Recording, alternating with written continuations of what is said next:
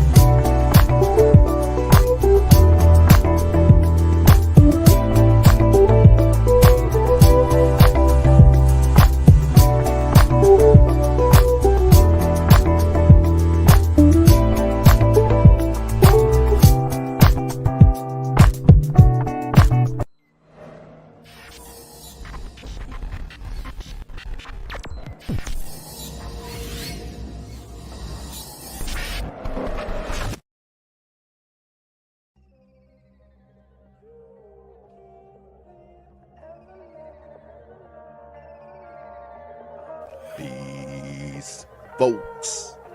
This is X from TPOT Media. Open your mind and wake your black ass up. You know what time it is. Hit that damn like button as you make your way in the door. Grab a seat, settle in, get ready. It's the Grown Man Hour with your host, my man, Bernard Riley.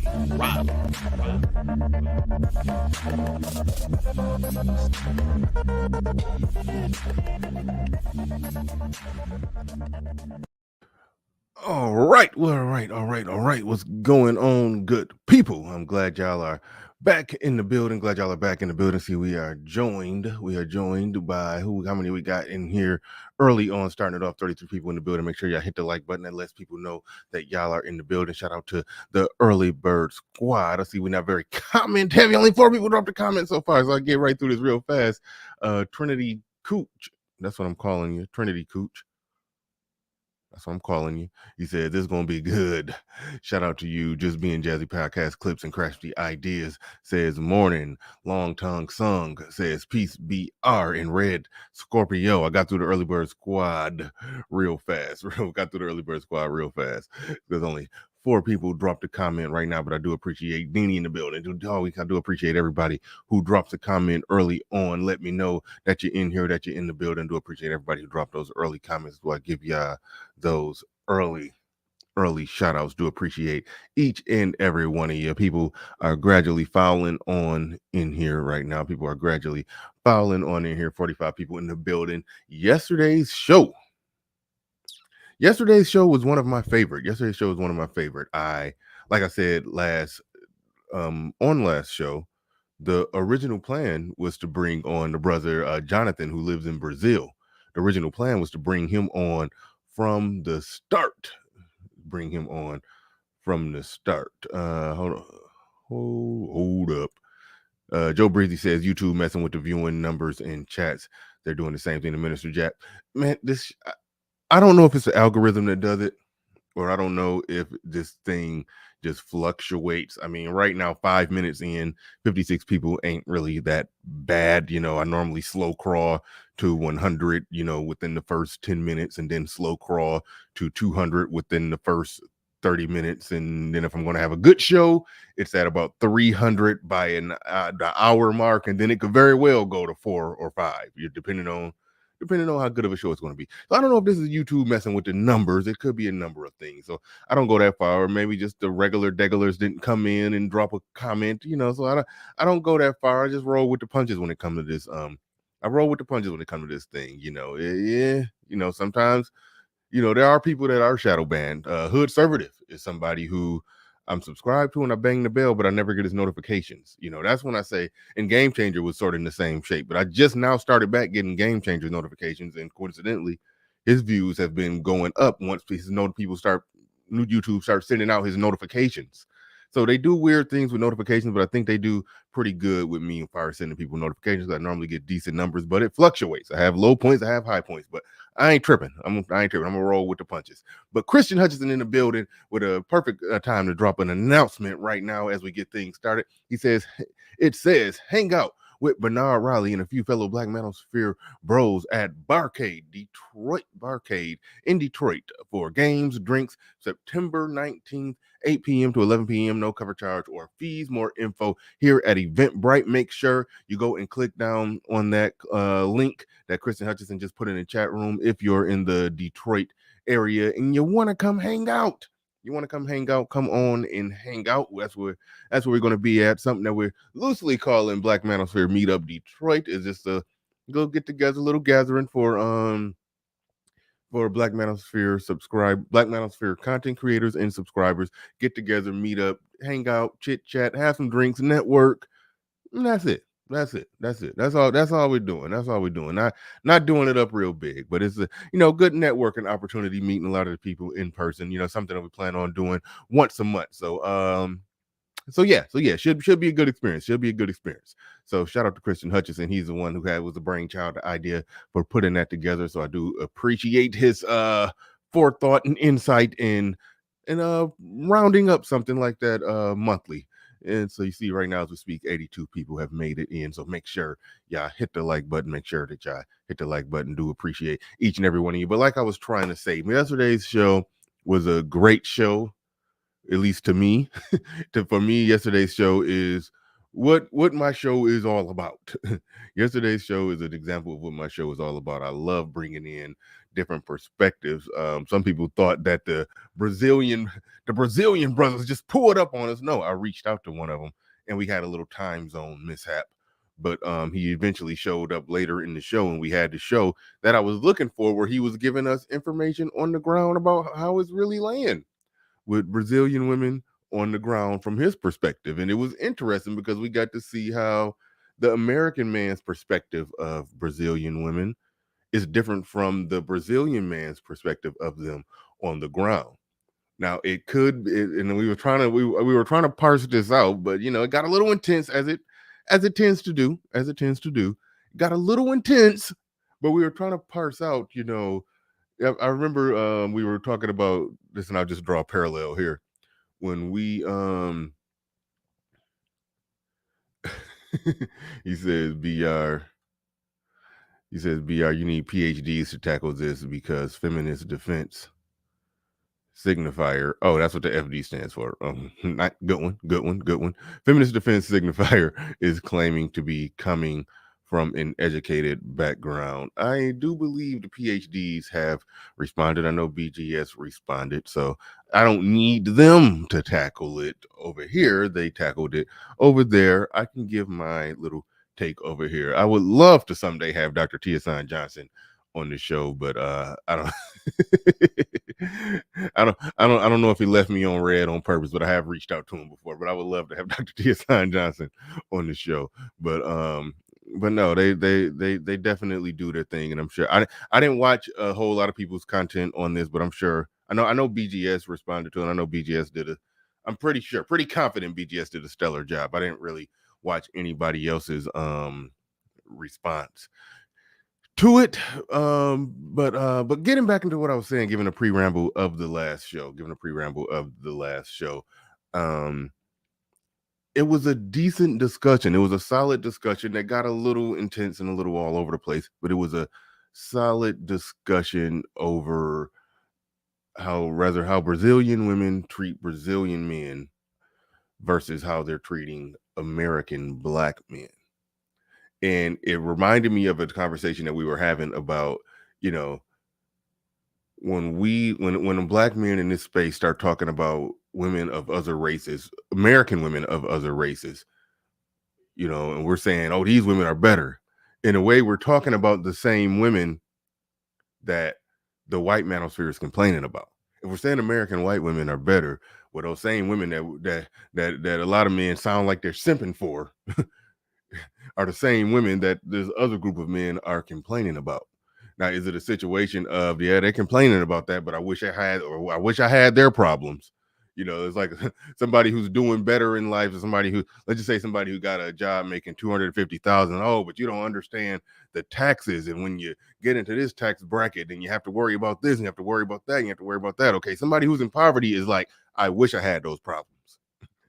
So it was a situation where was that what we were talking about, or are these Brazilian women literally treating Brazilian men like shit and then rolling out the red carpet for American Black men because they have American dollars?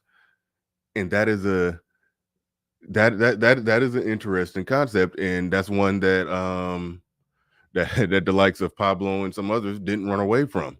And Rod of God asked a really good question. This will be the last thing I'll say. Well, if they got feminism growing and brewing over there, if they got a developing welfare system, if they got all of that stuff going on over there that's making the women not cling to or have less respect for their men, are the men who are going over there, blessing those women with American dollars and having a good time with them, are they feeling stragdom, are they fueling and funding gynocracy somewhere else while complaining about it here, but I'm about to run over there and help facilitate the same problem? Like those are all interesting questions that we will explore further. Those are all interesting questions. Those are all interesting questions that we will take all views, perspectives, and ideas on. We will take all views, perspectives, and ideas on. So that was definitely good. Okay, well, let's get into the main topic here. Let's get into the topic. Let's get into the man of the hour, FD Signifier, says, and I think KNGR is referring to him when he says he equates brothers who want traditional families and wives as wanting to imitate white patriarchy. Yes. That is an accurate assessment. That is something that I gathered from it as well. Christian Hutchinson in the building says FD Signifier is your classic limousine liberal. Okay. I don't think I've ever seen the word limousine spelled out. I fumbled on that. FD Signifier is your classic limousine liberal. He raises his kids. Woo! You know where I'm going. And that was the path I was going to end up on by the end of this show. So we here. We on the same page, Kristen Hutchinson. He raises his kids conservative in a traditional household, but then advocates for the shenanigans for the shenanigans that causes the problems. That's exactly my whole perception of him. That was my whole perception of him. Absolutely 100%. Absolutely 100%. He and I'm going to get into like a lot of his criticism of Kevin Samuels, because that really crystallizes that. He criticizes Kevin Samuels, who was advocating for what I would say patriarchy, even though someone like BGS would call it pseudo patriarchy, because it's not a true patriarchy unless it's coming from top down. It's not a true patriarchy unless it's coming from top down, but it's more of a pseudo patriarchy if we're just talking about a black man being in control, running his household, blah blah blah blah blah. Pseudo patriarchy at best. Kevin Samuels was ultimately advocating for that, and he was speaking against that and calling it misogyny. But here you are, in what definitely appears to be a traditional marriage. man, woman, child. And I'm assuming that he's the breadwinner. I mean, you just look at his YouTube channel and tell he's pretty damn successful. I mean, he's garnering millions of views. I'm sure that results in a lot of damn money. So he's here. Clearly, he's a successful man, much successful money making man, head of his family, breadwinner, making good money, and doing. He's basically doing what works. And Kevin Samuels was ultimately advocating for what works. But you're criticizing his advocation for this thing that works, and you know that it works because you're ultimately doing it. Like, those are contradictions that I saw going on with him. Those are contradictions that I saw going on with him. But shout out to Rod, the guy in the building. Made a really good point. Asked a really good question yesterday. Shout out to Java. I thought this was Pablo, but it's actually Java Joe. He said Pablo made good points yesterday that their average women and our average women are not comparable. So the comparison fails. Absolutely. Yeah, we'll revisit that. I'm gonna give it a rest. I'm gonna give it a rest for a little bit, but we will revisit all of that. We will revisit all of that. Yesterday's show was a really good show. I was definitely happy with that show and how it turned out, how it played out. Fatty, even though I thought Fatty was very disingenuous at times, trying to play gotcha, was making the arguments where he was taking things like, oh, how you going over there? You complain about body count over here. What's the body count over there? I'm like, I don't see that many passport bros complaining about body count. The body count person who's the person who's obsessed with body count is kind of a different person in this space that talks about that. I don't really hear passport guys, especially those that are about to tricking, talking and complaining about body count. So he's doing he did this little female tactic of taking one argument that one group or one faction makes and then trying to pin that on what another group says to try to go dumpster diving for a contradiction. He was trying to go dumpster diving for a contradiction, and that's an FD Signifier does a very similar thing in some of his videos here that we're going to be looking at. So let's go ahead and dig right into it. Let me pull it up. Thank you, everybody in the building. 125 people in here. Make sure y'all hit the like button. JC the Conqueror says, Fatty is a troll. Yes, probably. Yeah. I don't. Okay. I'm a little iffy on just flat out calling somebody a troll. I'm a little. So I got a nomination for one of the best live streams. That's what's up. I'm a little iffy on calling somebody a troll. He says Fatty is a troll. He shouldn't be allowed here. It can get to that point where somebody can troll to the point to where they're not allowed anymore. It can get to that point. I do support and approve that message that some people can troll to the point to where they're just operating too strong on the absurdity to even be taken serious, to be even given serious platform. That is a thing.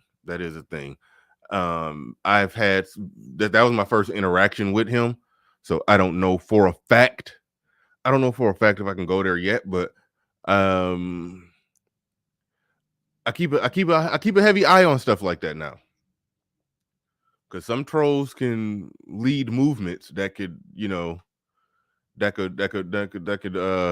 burn your movement to the ground. So that's something that you would do got to be wary of. But I don't know if Fatty is that dangerous yet.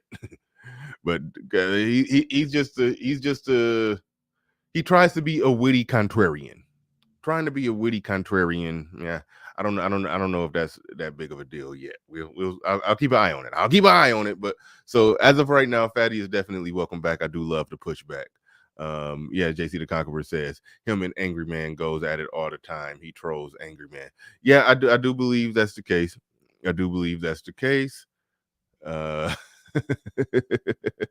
I've seen some of his interactions with Angry Man, but I didn't really see a full thing from beginning to end until he came on my show, and I really saw what he was about. But overall, if somebody's attempting to give genuine pushback, I don't mind it. But so we'll see how that goes. But Dane seen the building says, BR, I see you took my advice to look at FD. Oh, absolutely. Thank you for bringing that to my attention. Absolutely. Do appreciate you bringing that to my attention. It says Fatty has some good points that Brazil Red Pill Channels has 512 million subscribers. How do you add up that many subscribers just looking at... I question whether or not that's legit. I question whether or not that's legit.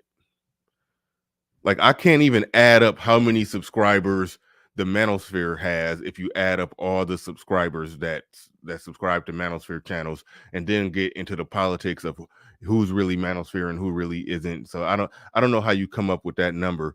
I don't know how he come up with that number. I really don't. I really don't. But it was some good points in there, but it was embedded in a lot of bullshit. All right. It was embedded in a lot of, antagonizing, contrarian, provocateur bullshit. But overall, if he's talking about just the general point of how Brazilian women operate towards Brazilian men, I think it may be something there. It's worthy of investigation. I said this before. Just because you're from a place, that does not mean that everything that you say about the place is right. OGJ Speed is from the United States of America. It does not mean everything he says about the United States of America is right. You could be from a place and have a biased perspective. To just crystallize this point, when they asked Karl Malone, who was his all-time starting five, Michael Jordan didn't make the list, but Scottie Pippen did. He said something like Wilt Chamberlain, Tim Duncan, Scottie Pippen, Oscar Robertson, and Magic Johnson. You don't think that he was taking a slight at Michael Jordan there? Even though Karl Malone is is the second all-time leading scorer in NBA history. What was damn near a 20-time All-Star, Hall of Famer. He knows more about basketball than any of us put together.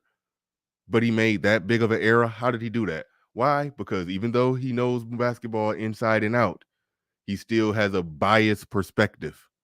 He's still just as biased and personal, and not personal. He's just as he's more biased and agenda driven than a fan given their all-time top 5 list. You see what I'm saying? Like that's what I mean by that. So just because Karl Malone played in the NBA doesn't mean that he's the best the best person to give an all-time list, So just because they're from Brazil, it doesn't mean that they don't have a biased perspective.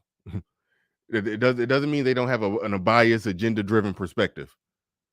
That's all I'm saying. That's all I'm saying. It doesn't mean that they don't have a biased, agenda-driven perspective.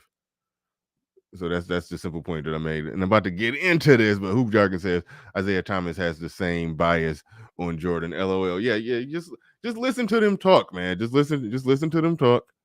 They are the experts. They are the experts, but they will say some incorrect information. They will say some incorrect information due to their bias and agenda, their bias agenda. And if their agenda is, if somebody, even though I found Jonathan to be very genuine, in everything that he's saying, but somebody could still have a biased agenda, and they could say some things that are not absolutely true. Fatty has an agenda to being a contrarian, I believe, to the Black Manosphere. So of course he's going to lean into that and say everything that he said.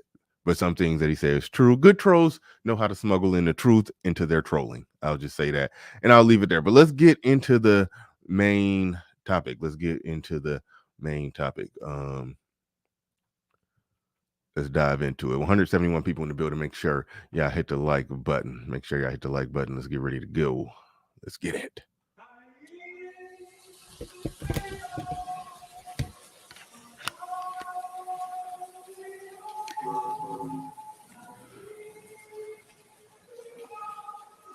Okay, I must have skipped ahead. I didn't know it was all this chanting. What other business? Being so successful. Look at you. Your success took a shot at you. What are you gonna do now? Are you gonna kill successful? Not gonna be, son. You can be unsuccessful too. And we're gonna have friends. You need as we proceed. Content warning: misogyny, misogyn war, racism, and misandry. Part 1. Who shot ya? Is not a bread tube video. This is not a left tube video. Left tube. Have you heard of left tube before this guy? FD Signifier, just to give a little background on him. He has a channel. He's very liberal. So he talks about a lot of liberal issues. He has a disdain, his words, not mine, a disdain for conservatives and especially black conservatives. So you can obviously see how he's going to run into some problems with the black manosphere. I shouldn't say run into some problems, or have some fundamental disagreements with aspects of the black manosphere, because, you know, he's a very, very, very, very liberal guy. Shout out to Christian Hutchinson, called him a limousine liberal, but very, very liberal guy. And he said he reluctantly didn't want to do a video reacting to the black manosphere. You know, he put it off for a long time, but now he finally decided to do it. But this really isn't just like his thing. He has a content where he's covering a wide range of liberal issues and black, I guess I almost want to say, to some degree, I won't just exclusively say black male issues, even though he does cover some black male issues, but he's doing it from that liberal perspective. And you know how the manosphere tends to have a problem with that when they go down that route, because they're doing it from the Rainbow Coalition perspective to the point to where there is I don't even want to get into that, because, you know, I did my research mostly on the videos where he's talking about the manosphere, so I don't even want to spend too much time talking about what he does other than when he talked about the manosphere. So I will pump the brakes on that. But we're just looking at the titles here, microaggressions on the online left, you know. So there's another discussion talking about death of black love, Obama and the myth of black excellence, Drake and the death of hip hop, how black athletes are exploited. My fans submitted to their own video essay. Okay. All right. So it's a black channel. It's a black channel, no doubt. He criticized Abby and Preach in a video and said that they were like too, like, damn, like he was saying Abby and Preach was too misogynistic. So that should let you know what you need to know right there. If you think Abby and Preach are misogynistic, you know how far you are to the left. All right, there it is. That's the best way to describe them. That's the best way to describe them. If you think Abby and Preach are too misogynistic, then yeah. that should let you know. But Dane Seen the Building says BR FD might show up in the chat. He showed up in DJ Kuda's chat when Kuda was reviewing this very video the other day. All right. Cool.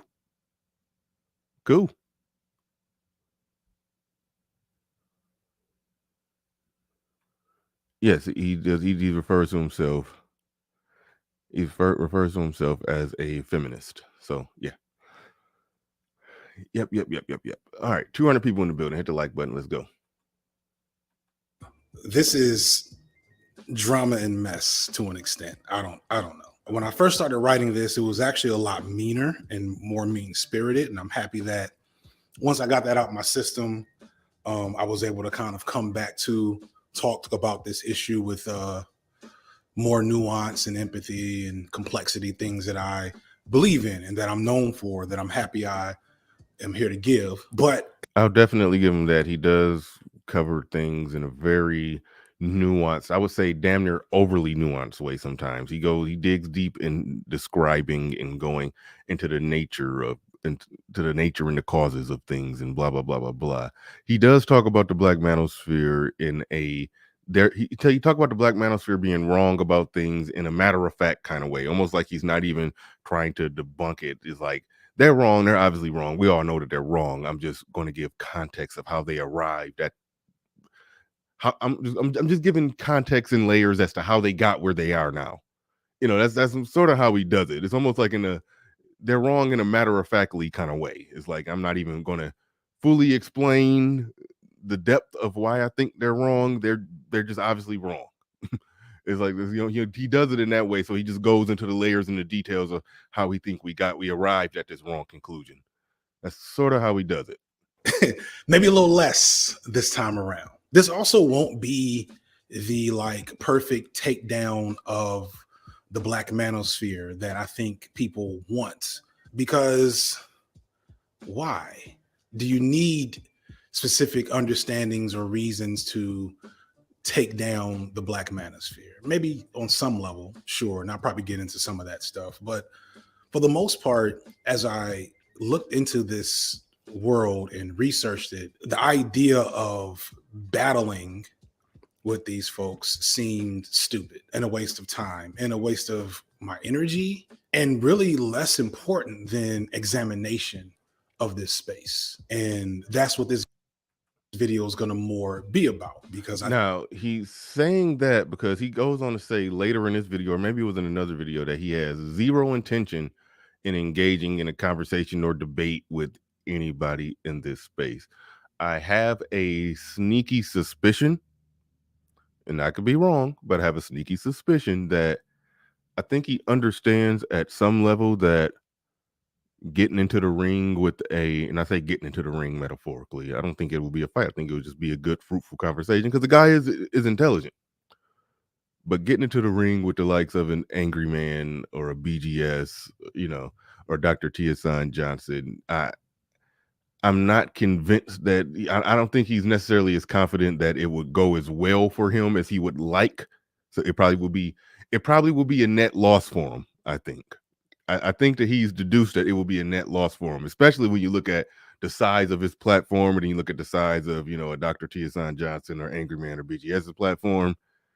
I think he would view that as a net loss, So I have a sneaky suspicion that that's the reason why he doesn't want to necessarily get in the ring, so to speak. That's just my thoughts in my view. And he comes, like I said, he comes from a perspective like I'm not about to try to debunk or refute any of this. And I think because at some level he knows that it will be difficult. It will be difficult. But shout out to JC the Conqueror in the building, dropping a $50 super chat on it. I do appreciate that, coming through hard and heavy handed with the super chats bright and early.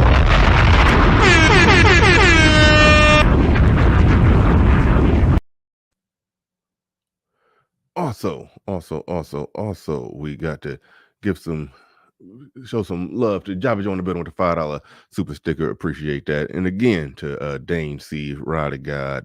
Shout out to everybody who's supporting thus far. And Dane C sent another one. Just click on it so we don't forget it. Speaking to the admin in the back, the administrator in the back who clicks on shit for me. Thank you. Appreciate that. But all right, let's get back into it. I think it's more useful to understand the Black Manosphere, have some knowledge of its few virtues, and to get a better scope and understanding of its many flaws. With that in mind, to my white fans, I ask that you chill out in the comments for this one. Not to be rude, but low key, this ain't none of y'all business in a weird way.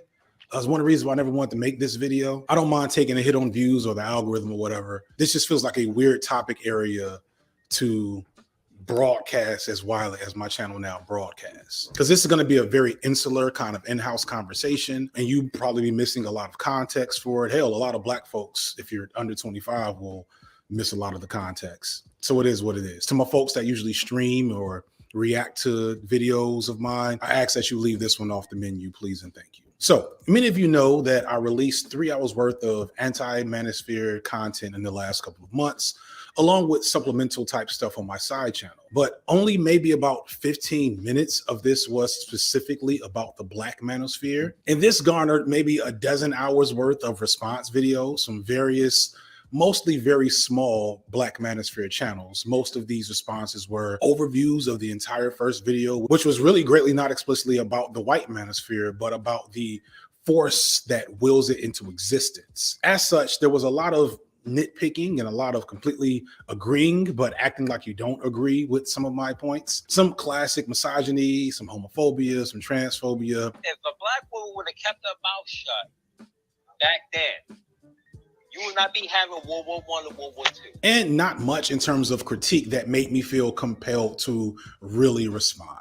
Except for the passionate and dedicated fans of some of these channels who have been all up in my comment section ever since, really embarrassing themselves, like begging for me to talk to their faves directly. I don't understand if y'all know how y'all look, but the more I look into the manosphere, I realize that a lot of these people don't understand how they are perceived by the rest of the world outside of the manosphere. Some dude called me a coward, and I swear all I could hear was Mendark from Dexter's Laboratory. Excuse me, sir, but may I please relocate myself to a closer location to the board so I can achieve the optimum effect of your education? Just a lot of incredibly serious, balanced, logical men that, you know, I know they are, but really mad that I wasn't interested in talking to their favorite Black incel creators. And really, I'd have probably left. All right.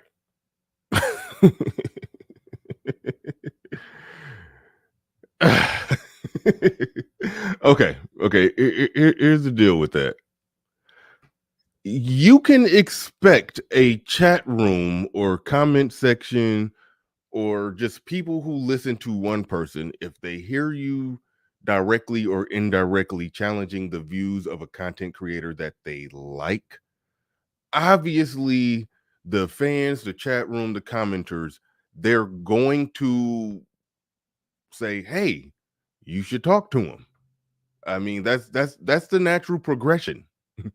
That's a natural progression. So it's a couple things here. When he say they're unaware of how they look, and he's predicating that on people in the audience, people in the comment section, like where the internet is wide open. And obviously he understands how this works. YouTube is wide open. People are going to listen to people, and there are some people that listen to me like for like, let's just say like Rod of God. I just look right down in the chat room. Like Rod of God, he embodies a lot of, it's probably some small disagreements between me and him, but he embodies a lot of what I think, and I agree with him on a lot of things. And he also, he sort of conducts himself in a similar way that I conduct myself, So if somebody like Rod goes somewhere and he, speaks for me or vouches for me, I could trust that Rod is going to say things that I could put my stamp of approval on. Then there's some people that watch me in the clouds, some unidentifiable Negroes who, if they go to somebody else's comment section and they say, "Oh, shoot, you needed to go take that up, go talk to Bernard Rod," who the hell knows what this person is going to say or how he's going to look or how he's going to come off or how he's going to, So I think that's very disingenuous of him. He said they're not aware of how they come off. He's doing the classic thing that people do more than any other space. They judge the Black manosphere by sometimes the worst reflections or worst examples of the chat room. And chat rooms are important. But whenever somebody is judging the space, not as much by the points or even the better points, even if the good points that you disagree with, when people aren't judging the place by that, but they want to nitpick at how people in the chat room in the comment section, how they don't understand how they come off. Like, I guarantee this guy has some fans or people that rock with him that he don't vouch for how they conduct themselves in other people's chat room and other people's comment section, but they will say, "Hey, FD Signifier is my guy," So that's when you get into a weird thing, and I don't like when people do that. But I think the Black manosphere, more than any other space, is saddled with the burden of wearing all of the absurdity of their most absurd random commenter in the chat room. We wear that. We have to wear that, like somebody will. I literally saw somebody do it. They made a whole video going in on the manosphere because some dude that nobody in the manosphere ever heard of, claiming to be the part of the manosphere, sent a nasty DM message to somebody. Like, Like that's where it gets goofy. But attack the Manosphere for that. So I thought that was kind of goofy. But moving along.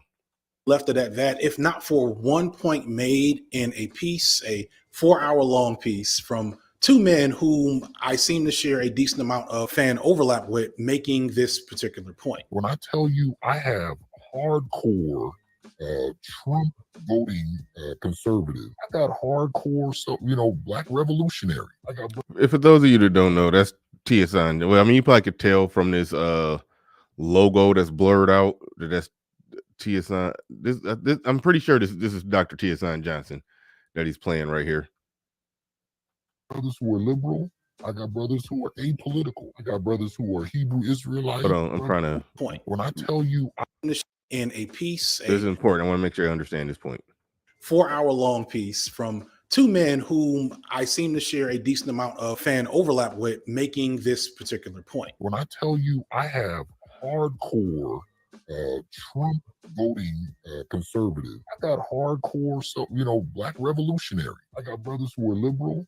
I got brothers who are apolitical. I got brothers who are Hebrew Israelites, Muslims, who are atheists. You know what I'm saying?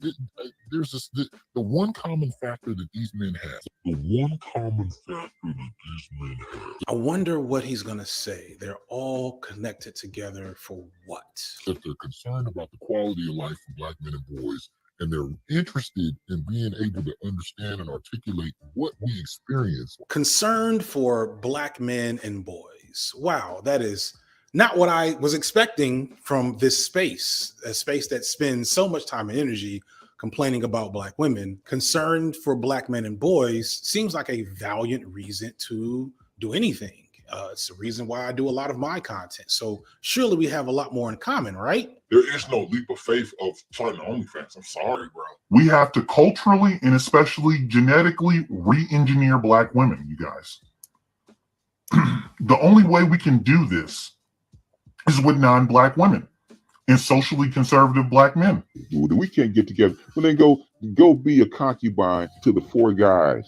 I heard Scott talk about the 4 guys on the main app. They're attracted to 4 guys. Well, go be their concubine. Bro, if there's 50 women after 4 guys, then get in the rotation and shut up. And now that the world is kicking your ass, now all of a sudden you can bear witness to it.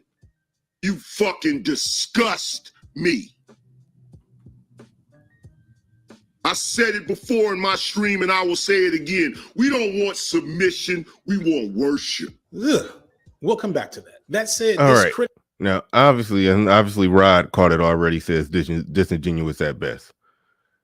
That is the epitome of being disingenuous, to essentially take Dr. Tia Sign Johnson laying out his mission statement,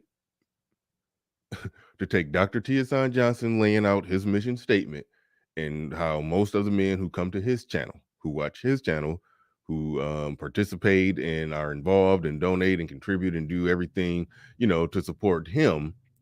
He says that their concern tends to be that, and that's Dr. Tia Sign Johnson's concern. Okay. That's clearly Dr. Tia Sign Johnson's biggest banner. That's his big ticket item. That's his biggest concern. I think we all get that and understand that.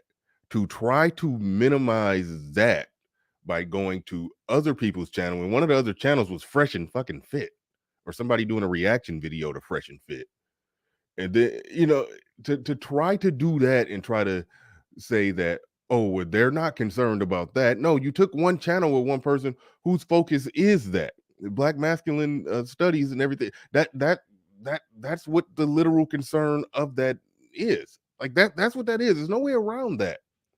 So to take that and then go to other channels that are not the same channel as that channel and try to merge and lump them in together and see if you can find anything on these other channels that don't line up with what Dr. Tia Sign Johnson said right there, that's disingenuous at best.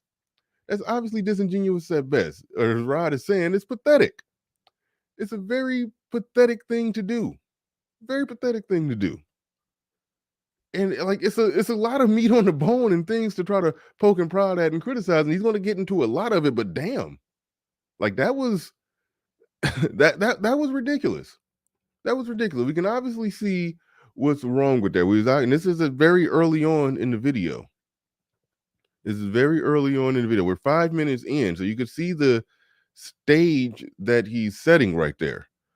And to now what BGS was saying, because he played a little clip of BGS, and yes, there was obviously a context behind why BGS was making that statement about, well, go ahead and be a concubine. I don't know exactly the I don't know exactly the full context of that video, but I could probably assume of it. If he was saying to black women, well, go ahead and be the concubine to the few guys that you like, he probably was talking about black women, and maybe in the context of like what we see on a lot of Kevin Samuels shows, how they're talking about how this, regular guy ain't enough, even though her ass is regular and average at best, her damn self. Well, then he's probably saying, well, okay, fine. If you want to operate like that, move like that, think like that, then go ahead and be a concubine and be happy with your results and shut the hell up and quit complaining about it. That probably was the point that BGS was making. Probably the point that BGS was making. But to try to say that point was invalid because Dr. Tia Johnson made another point about what people on his channel like, to say that BGS can't make a point about about women gravitating or liking or respecting just a small percentage of black men, that was disingenuous at best. That was truly disingenuous at best. Shout out to who else we got in here. Deanie in the building says, should there be more gatekeepers in the Black Manosphere? In the context that you bring that up, when you're talking about the audience, it's hard to be a gatekeeper on that. The audience is what the audience is. If you're a content creator and you don't like somebody in your audience who's being loud and making a lot of noise and saying a lot of stupid shit, you're well within your right to block that person. But just an overall gatekeeper in terms of the audience, I personally like to leave it up to each content creator. And I think I recognize that may be ineffective. I recognize that may be ineffective because some people have an anything to go mentality. So it goes from content creator to content creator. Now, I am now of the view that there are things that an individual can do that should call for excommunication, blocking and banning. I am of that view, but there's no way to effectively administer that channel wide in people who claim to be a part of the space. It's a loose confederation. What I'm about to explain here is the problem when people like FD Signifier try to criticize the space in the broad brush that he just did. It's a loose confederation at best. It's not an actual organization with actual tenets. That's why when people were saying that the Black Manosphere is going to get recognized as a hate group, no, they can't. They can't recognize a random collection of people on YouTube who loosely say, yeah, I'm a part of the Black Manosphere or I do Black Manosphere content. No, it has to be an actual organization. Like a Voice for Men could get viewed as one because that's an actual organization with tenets, a website, and they operate separate and apart from random people on YouTube doing content under a label. So the mere fact that it's random people on the internet doing content under a label, you can't really police. You can't police it like that. Just you as an individual or as a group of individuals can just say, hey, we don't fuck with this person. But me and 10 other content creators saying, hey, we don't fuck with this person, there's, for every time that we say that, there'll be 10 more that say, oh no, we like him, he cool. So it's impossible to police it. It's impossible to police it. We'll have to have like the goddamn union in Orville, like where we get together and we have a discussion and vote on who's in and who's out and why this person should be whose membership should be revoked and all of that. Like, no, it's not going to get all into that. It's not going to get all into that. It will always be individually based from channel to channel. And they're like, I've done that and I've cleaned up my channel. My channel flows a lot smoother from getting rid of certain people, certain factions. I can just police my own channel. So there's that. But it can never be some. I don't see it ever being, some top-down organizational thing like that. Because at the end of the day, there's this individual YouTube channels, and your individual channel is going to do what it's going to do. I think we should support each other. and be by each other's side and be on code, but it's a lot of off code niggerdom that happens in this space, and yeah, trying to organize to police all that off code shit. I honestly don't think we're up for it. Honestly, don't think we're up for it, because I think too many niggas like niggerdom. And there's that.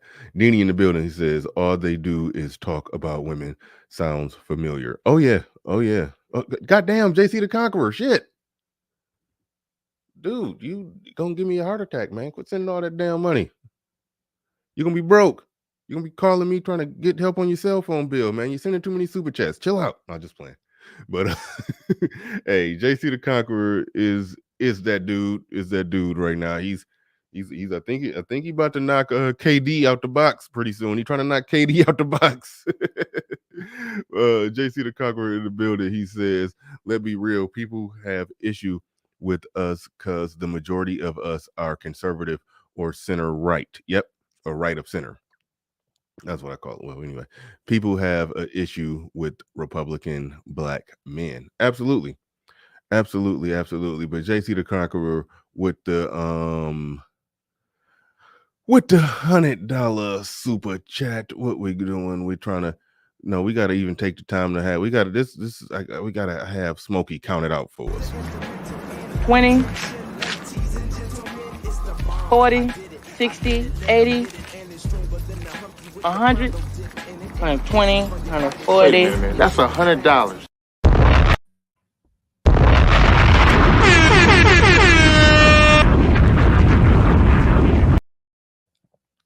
JC the Conqueror in the building. JC the Conqueror in the building. Shout out to you, man. Do appreciate it. Do appreciate it. All right. Contrary to popular belief, no, the Black Manosphere doesn't meet in smoky back rooms and make rules. No. I was accused of being at those smoke-filled room meetings, and I had to clear my name. I've never got to invite to those. Never. So if they're happening, they never told me about them. I wasn't there.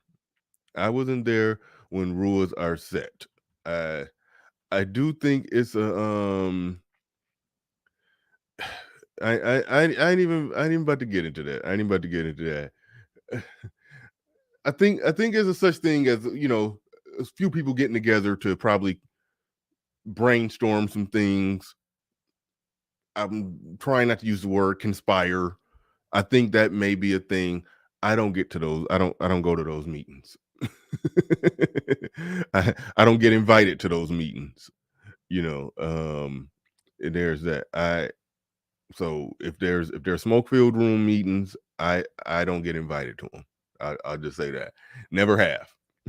I got accused of being in the smoke-filled room meetings with Kevin Samuels and O'Shea and Obsidian. That's what I got accused of before. But no, they didn't invite me to those meetings. I've never talked to I've never talked to O'Shea or Kevin Samuels, you know, outside of YouTube. If y'all saw them on my channel before, that was when I had communications with them. So these smoke-filled rooms, knew nothing about them. All right. I didn't have level 3 clearance like that. I didn't have level 3 clearance. All right. Criticism was not a nitpick or a misconstruing of my point. It was legit. Not the last part, maybe, but the part where they called out how I had flattened all of the Black Manosphere into one easily.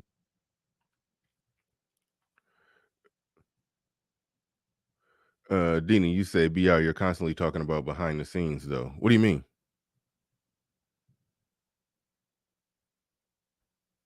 What do you mean I'm constantly talking about behind the scenes?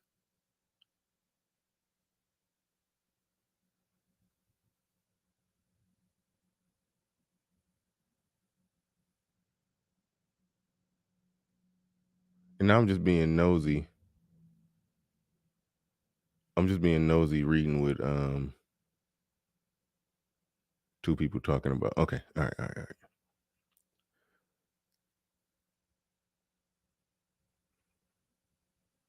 Shout out to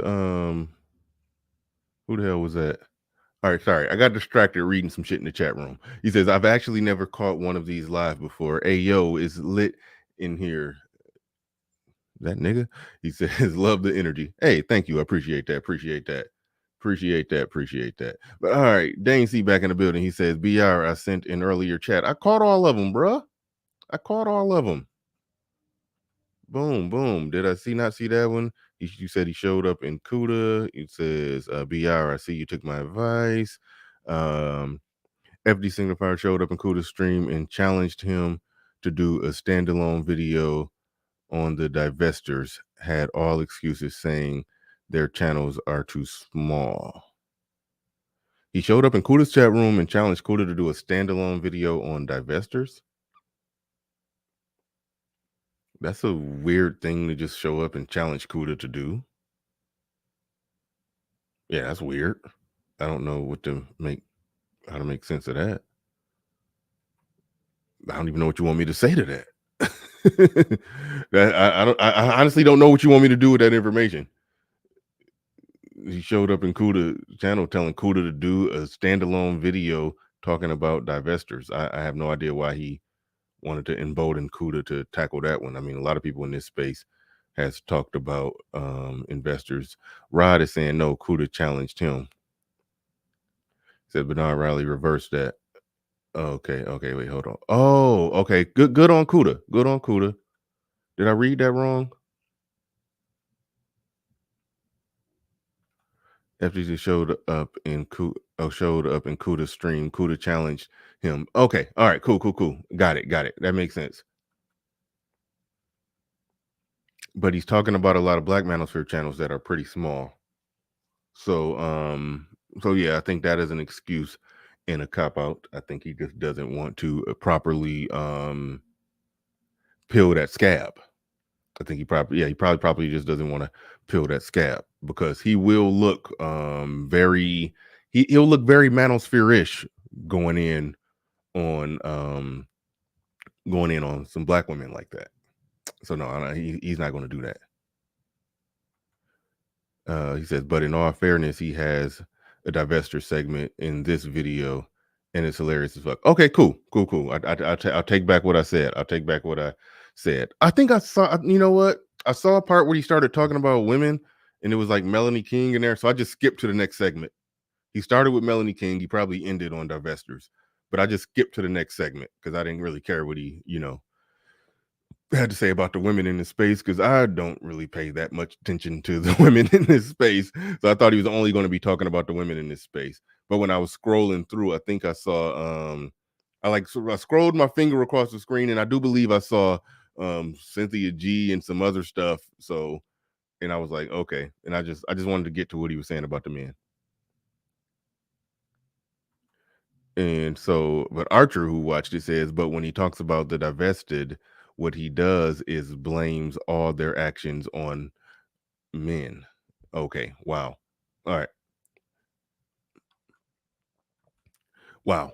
I can see that being a possibility. But I didn't watch that part. I didn't watch that part, so I can't really dive into it. Digestible concept. I realized I did that. And that wasn't just wrong and inaccurate. It was also missing out on a lot of important and useful analysis to the issue of what the Black Manosphere specifically is and the unique problems it presents compared to its white counterpart. There's way more to the Black Manosphere than I initially gave credit for. It's all bad, mind you. Like this isn't going to turn out the way I think people thought it was, but I do think there's a lot more to it to talk about. But the fact that they wanted me to talk about it speaks volumes to how unaware many of these guys are that they would actually want me to go deeper into the history of this space, considering how cringe and embarrassing and crazy this space is. But they weren't wrong. I oversimplified some things. And I can't promise I won't do it again because despite the runtime for this video, I still had to leave a lot of stuff out. I don't make 3-4 hour long reactions to other people's creations. I make my own.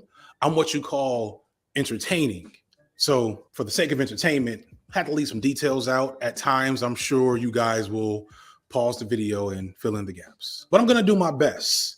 And I've also brought a few folks with me, as I often do, with a relatively wide perspective on the manosphere and its unique problems and how they relate to issues of Black men in America in general. When people come into the manosphere, there's always something. Hey, dog. Aaron G. Fountain in the building. Relate to issues of Black men in America in general. When people come into the manosphere, there's always something going on in their personal lives. I mean, sometimes it could just be a money grab, and most of the time it could be like just social isolation, breakup, or just difficulties, in their dating lives. It varies. I don't know, because at the end of the day, you only see them when you turn the camera on. That was something. All right, so holy shit. Okay. I apologize, Aaron G. Fountain, because I hate when people do this to me, but I paused you at a horrible moment. Now that happens to me all the time whenever I pause myself. And yeah. So I apologize. I apologize for pausing you right there. Goddamn. I don't necessarily like how they try to depict everybody coming into this space from a place of brokenness. There is a thing, and there's a there that normally your experience with women, or your observation, either your experience or your observation, is what sort of leads you to thinking down a certain path. Like that's a brute fact of reality. That's a brute fact of reality. But when they try to frame it as this, as if everybody here is on a personal cry out for help. No, I think what's happening here is that a lot of people are making sense of what it is that they're seeing. I remember Mike from Mike and Vince Perkins was talking about how, he went through a divorce, and there was some things that was happening and some things that she was doing that he just didn't have the wherewithal, or just the ability to even explain what it was that he was seeing. There was things that he didn't understand. It was things that he didn't understand. He couldn't make sense of it. Essentially, his programming of what women was, or what he thought they were, or what they were supposed to be per the programming, versus what he was seeing, was two different things. So it was just like a does not compute situation going on. He just couldn't make sense of it. He ended up divorced as a result of that.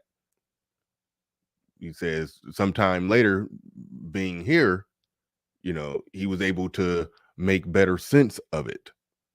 So far as it, people coming here on a personal cry out for help, like, no, I don't like when they depict it that way. That part is bullshit. It minimizes the amount of teaching and understanding that men get from these discussions with men, or from situations in our experiences, and everything being properly framed and properly explained from a man's perspective, and not filtered through what women think and how women feel and blah blah blah blah blah.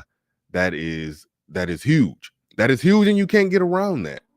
That is huge, and you can't get around that. So to try to to try to belittle it as just, oh, it's just immature boys trying to grow up, or taken as what I think Tammy Peck, oh shit, I'm about to fuck up your name, but you're basically saying it's like it's taking the who hurt you angle.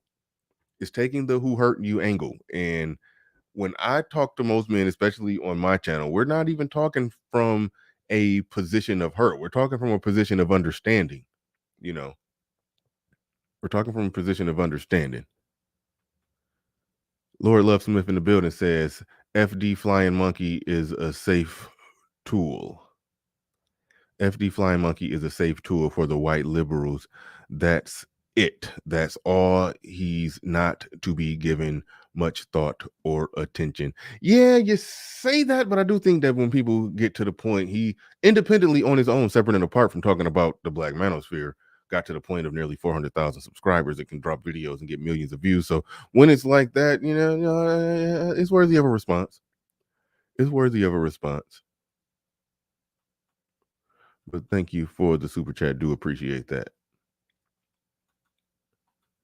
It varies. I don't know, because at the end of the day, you only see them when you turn the camera on. that was something explicitly that people really bought into in the 80s. I think when it started switching over was when Run DMC eclipsed all the first old school acts. And then 5 years later, by the time you reach the late 80s, people like even Chuck D was out there saying hip hop is reclaiming black masculinity.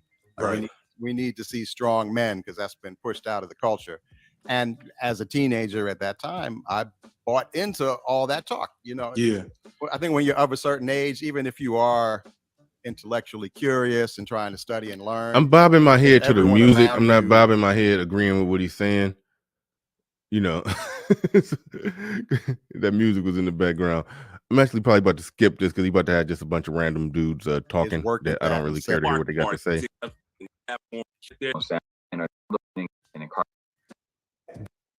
Participate. This research in no way is an endorsement of my rhetoric or opinions. I've heard that some of you Black Manosphere is an. I want to put out there that their participation in this research in no way is an endorsement of my rhetoric or opinions. I've heard that some of you Black Manosphere folks can be a little catty, a little maybe dare to say unmanly when conflict arises. So I don't want them to be the target of your ire. This is an FD Signifier production. That said, I know you guys don't want me to preamble for 15 minutes. We're going to jump right on in. How come you ain't never liked me? Like you? Who the hell said I got to like you? What law is there say I got to like you? Want to stand up in front of my face and ask a damn fool ass question like that? Talking about liking somebody. Come here, boy, when I talk to you. Okay, first off, nobody gave a shit, Rez, or not yet. We just we didn't hear about you until you start talking about us. So don't try to spin that like somebody is saying why you don't like us. Nobody gives a shit.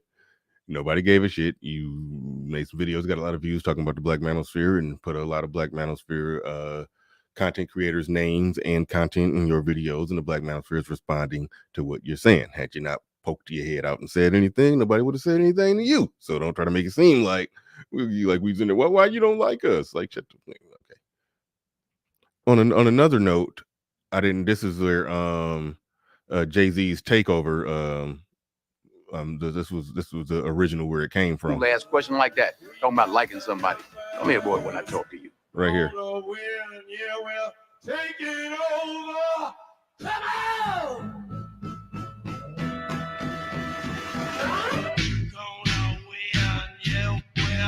All of my initial opinions. Learned something new today. I did not know that where Jay-Z sampled that or where he sampled that from. I had no idea where that got sampled from, but that was pretty cool. That was pretty cool. So I'll give him props for that. It's about the manosphere that I discussed in the previous videos still stand. The manosphere, black or otherwise, is at its core a byproduct of men aligned to a specific performance of masculinity under patriarchy, a performance that they aren't good at. Is in the All right, previous let's get videos into it. still. It's about to get All of good. my initial opinions about the manosphere that I discussed in the previous videos still stand. The manosphere, black or otherwise, is at its core a byproduct of men aligned to a specific performance of masculinity under patriarchy. Hold on. The manosphere, black or otherwise, is at its core a byproduct of men aligned to a specific performance of masculinity under patriarchy, a performance that they aren't good at, and so they seek a variety of ways to improve said performance or to cope with the consequences of what a poor performance of masculinity means for them. This coping. Now, that was some, I would say, crafty bullshit to try to say that black men talking about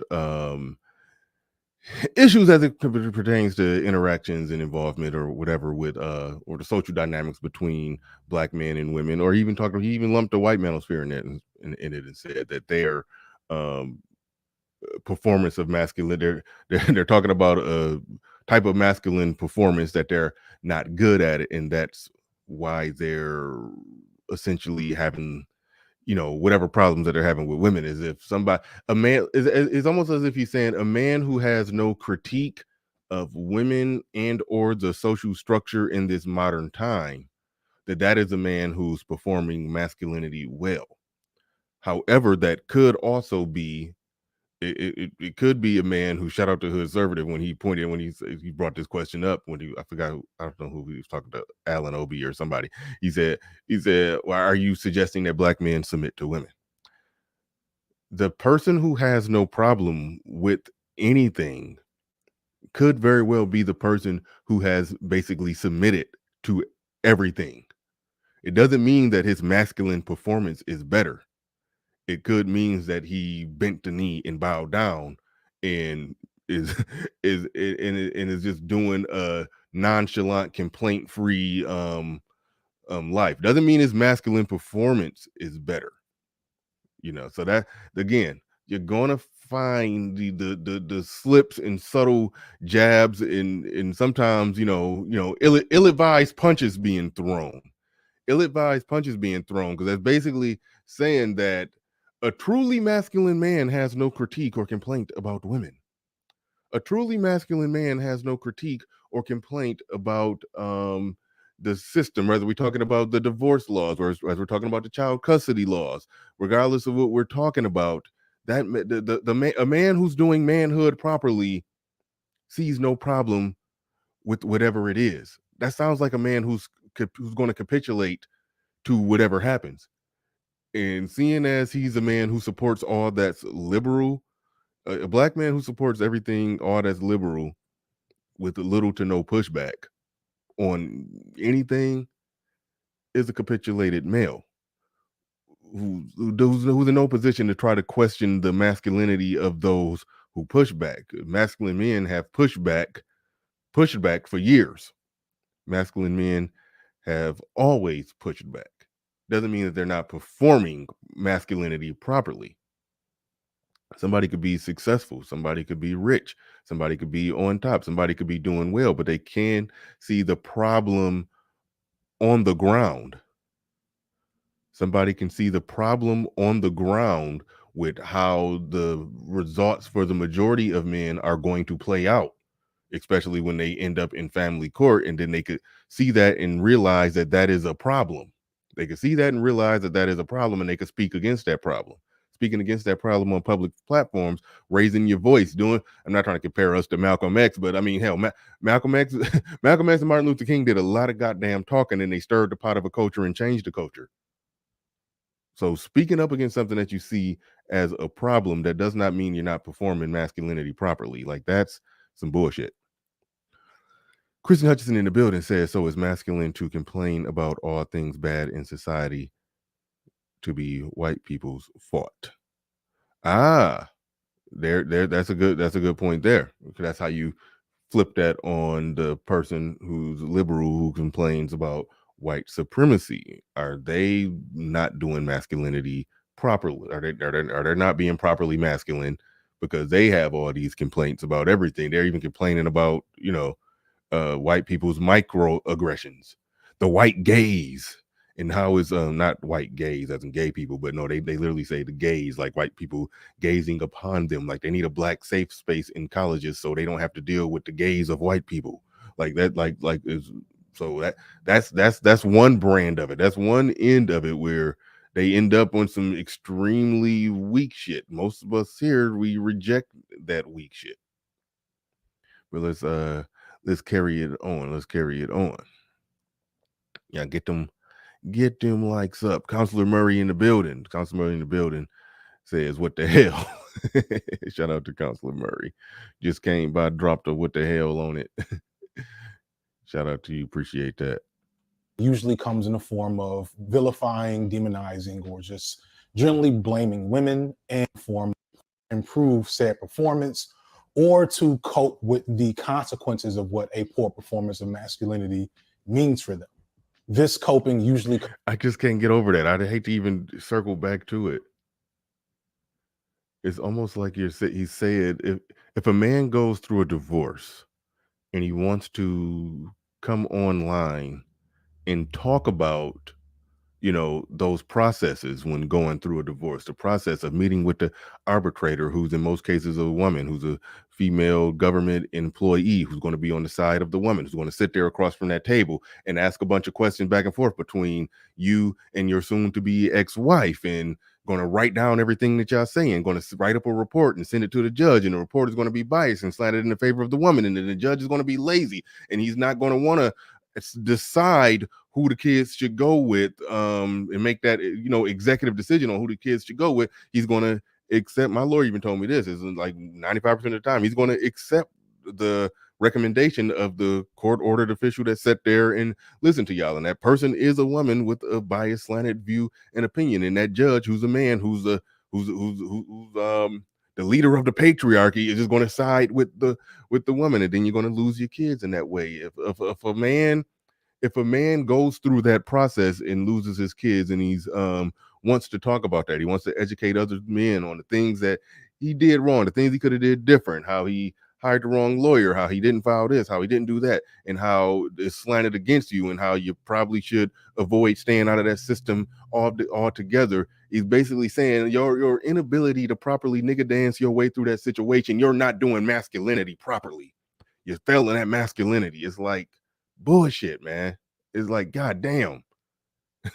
Like the degree in which that is bullshit just is blowing me away. It's just blowing me away. Comes in the form of vilifying, demonizing, or just generally blaming women, and possibly falling deeper into more harmful, more fringe, or more regressive, or possibly even aggressive belief systems that can turn into violence. However, okay, now he went all the way there and basically saying he's making the argument that the manosphere ultimately leads to violence. That's essentially what that was. That was the manosphere leads to violence. That situation that I just explained. I was sick. I'm not really sick no more. This water just went down the wrong tube. I'm just choking on water. Okay. Here's the deal. Here's the deal. When I just broke down everything I just did about the family court, did I just was that about me just blaming women, or was that about me just accurately describing the situation? Y'all blame women on everything. Y'all blame women for everything. Are we blaming women for everything, or are we accurately describing the situation? If we're not accurately describing the situation, tell us what was inaccurate in our description. Don't just say we're blaming women for everything. Break down what was inaccurate in the description. for the blackness in the black manosphere adds numerous layers of complexity to this framework. For one, being a black male automatically disqualifies you from ever reaching true hegemonic status in a white supremacist society.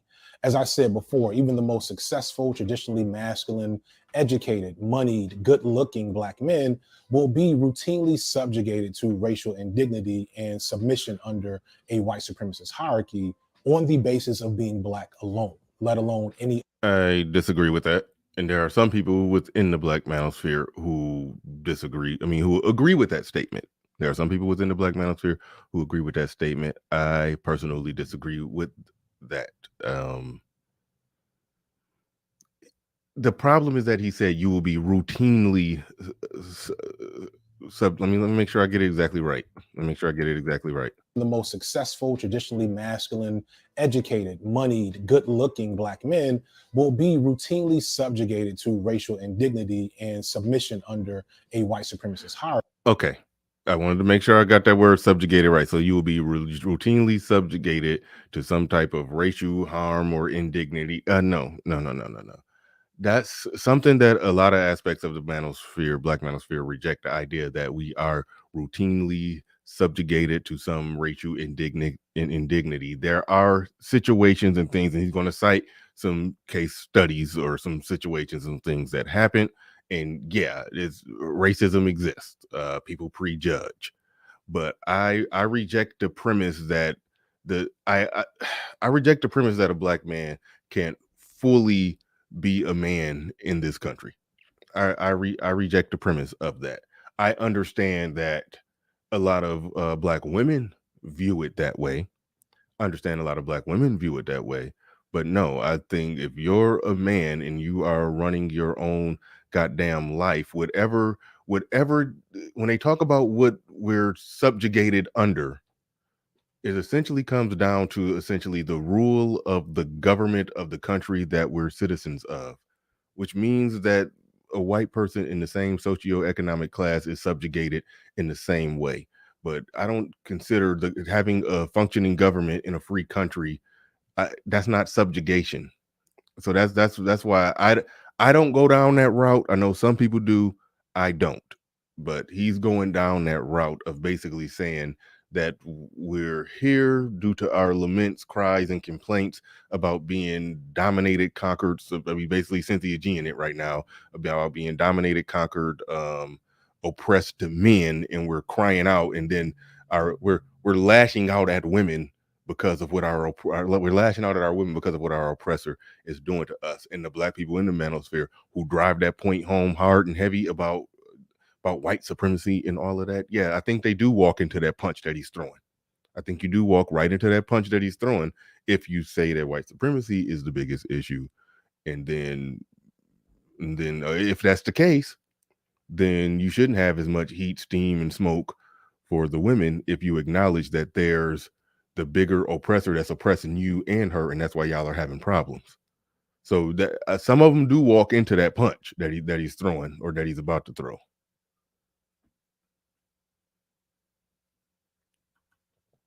Patriarchy on the basis of being black alone, let alone any other thing that might intersect with that black male identity. See Ryan Coogler being handcuffed and detained for simply trying to withdraw money from a bank. Terry Crews being sexually assaulted and then publicly blamed for his own assault. Okay, now he's going heavy with the Ryan Coogler situation. I honestly don't know fully what happened with that situation.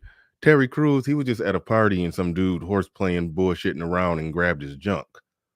He should have knocked him the fuck out. That just I'm sorry. That's my knee-jerk reaction. He should have knocked him the fuck out. Terry Crews wasn't blamed for it. He actually got a lot of support. So I don't know what he's talking about right there. Everybody gave Terry Crews support and got behind him. He was in that fucking Gillette commercial. Terry Crews got a lot of support for that, and everybody, shed a tear and light a candle for him being victimized. So I don't really know what you're talking about there, but that wasn't a black situation. I mean, if you've been around white boys, they play like that. They shouldn't, and they would get beat the fuck up if they played with me like that. But white boys be playing like that where they be grabbing each other's junk and ha-ha and he-heing about it. Like, that's all that happened. Like, that's really all that happened. He should have beat him the hell up, but that's all that happened. So this isn't subjugation under white supremacy. That's just a white boy did to you the same thing you do to his white friends when they get drunk. Like, come on.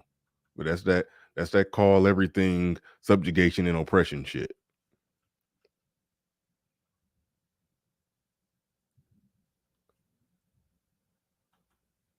Says Terry Crews had smoke for D.L. Hurley, but not for the white dude who fondled his ball. Yeah, he should have punched the shit out of him. Says Ryan was terrorized by black women at a bank. I don't even know the details on that one. I don't even know the details on the Ryan Coogler one. I've briefly read it when it was happening and then went out of sight, out of mind. So I honestly can't speak on that one. Or the entire presidency of Barack Obama, where he was still met with racial indignity as the most powerful man in the world.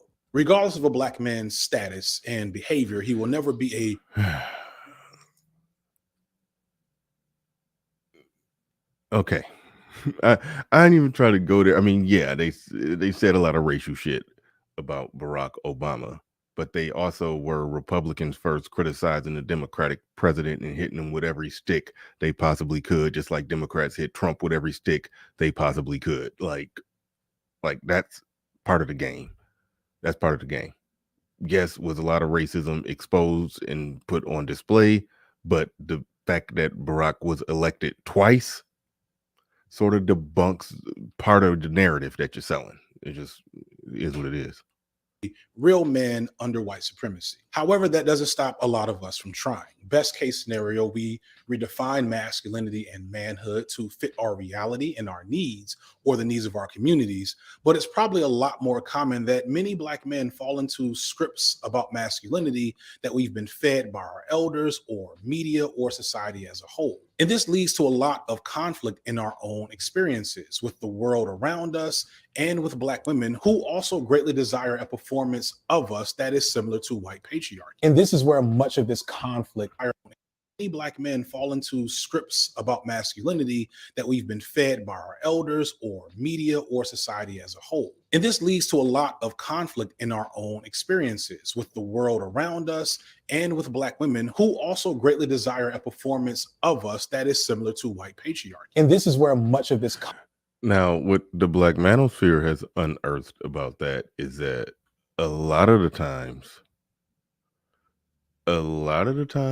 when when he was referring when he's saying that they're want a masculine performance of us that's similar to white patriarchy, but when you see, here we go, when you look at how they define white patriarchy, if they're defining it as the government ruling from the top down, it's like the Black Manosphere has done a good job of unmasking the fact that it's a trick bag, which means no matter how well Black men do in this country, there will be a contingent of Black women that are going to say, "So what? It's not your country." You know, you make $100,000. So what? You don't make $1 million. You make $1 million. So what? You made $1 million in a white man's system. I mean, all roads lead back to finding the XY coordinates for white supremacy on a map and storming it like the beaches of Normandy and defeating it, blowing it up, burn it to ashes, and then build up new from there. Like that's where all roads lead back to. So I think the Black Manosphere has done a good job of pointing out that when they talk about Black male performance or that needs to mimic white patriarchy, it's a gaslight at best. It's a gaslight at best. It's literally saying like until we fight for a country separate and apart from America, until we go to war with the government, to get a I guess 33% of American land mass blocked off as ours, then they'll respect Black men. Like that's whenever you talk about that, that's what it comes down to. But when you break it down at the individual level, I've pointed out average white man make about $10,000 more per year. We ain't $10,000 away from peace and tranquility under proper Black male patriarchy. No, they will gaslight. There's Black men that make no, I said 30%. You said you mean 13? Nope. 30%. We want 30% walled off for ourselves. But no, I mean we've unearthed that is a never-ending gaslight. That is a never-ending gaslight because deep down everybody knows it, and as I would say, FD Signifier knows it because he's thriving and doing well in this country and raising his family in a normal traditional way, that we are a part of this shit. We helped build this shit. Our men fought and died in every war for this country. We citizens of this country, pay taxes to this country. We put in on this man. It ain't going nowhere. We ain't going nowhere. So if long as the majority of the Senate seats and governor seats and all of that shit, long as that's long as it's white people in those seats, they're always going to be able, long as it's majority white people, because it's starting to look like a rainbow coalition on the left. I do think Black men need to fight for their, little portion of the Republican Party as well. But as long as the majority of those seats are occupied by white people, they're going to call it a white man's patriarchy. Even when white people are 50% of this country, or less than 50% of this country in 20 years, they're still going to call it a white man's patriarchy. It's like, at what point do a Black man's accomplishments stand alone and he can stand on 2 feet and say, hey, I'm a man, I accomplished this, without it basically saying, well, you just have what white men gave to you. But it's like, it's like we can, it's a gaslight because we can take no credit for the contributing to the building of this country and now thriving in this country. None of it matters. None of it matters if it's not top down, and if it's not in a top down governmental way. And when you look at it like that and break it down like that, it is a perpetual gaslight. And that's one thing that we have. That's one thing that we have unearthed, that we have effectively unearthed. We got OGJ Speed in here. What the hell are you talking about? He says, "You tell me what president ever been put in a newspaper looking like a monkey?" None, other than Obama. So therefore, everything that you've ever said is right.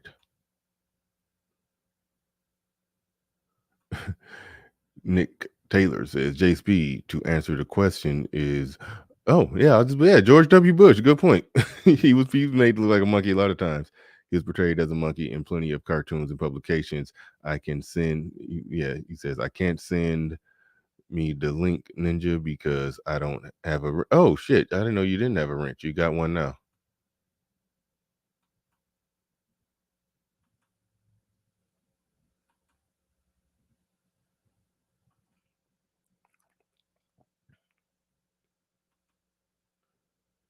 There you go. But no, that is a good point. I used to see Bush depicted like a monkey all the time. That was a good point. Conflict arises. The fact that Black men are essentially being held to a standard of patriarchal performance that they cannot keep up with, even from many Black women, especially in the modern day where Black women are gaining access to higher levels of education and economic status that Black men are more intensely barred from.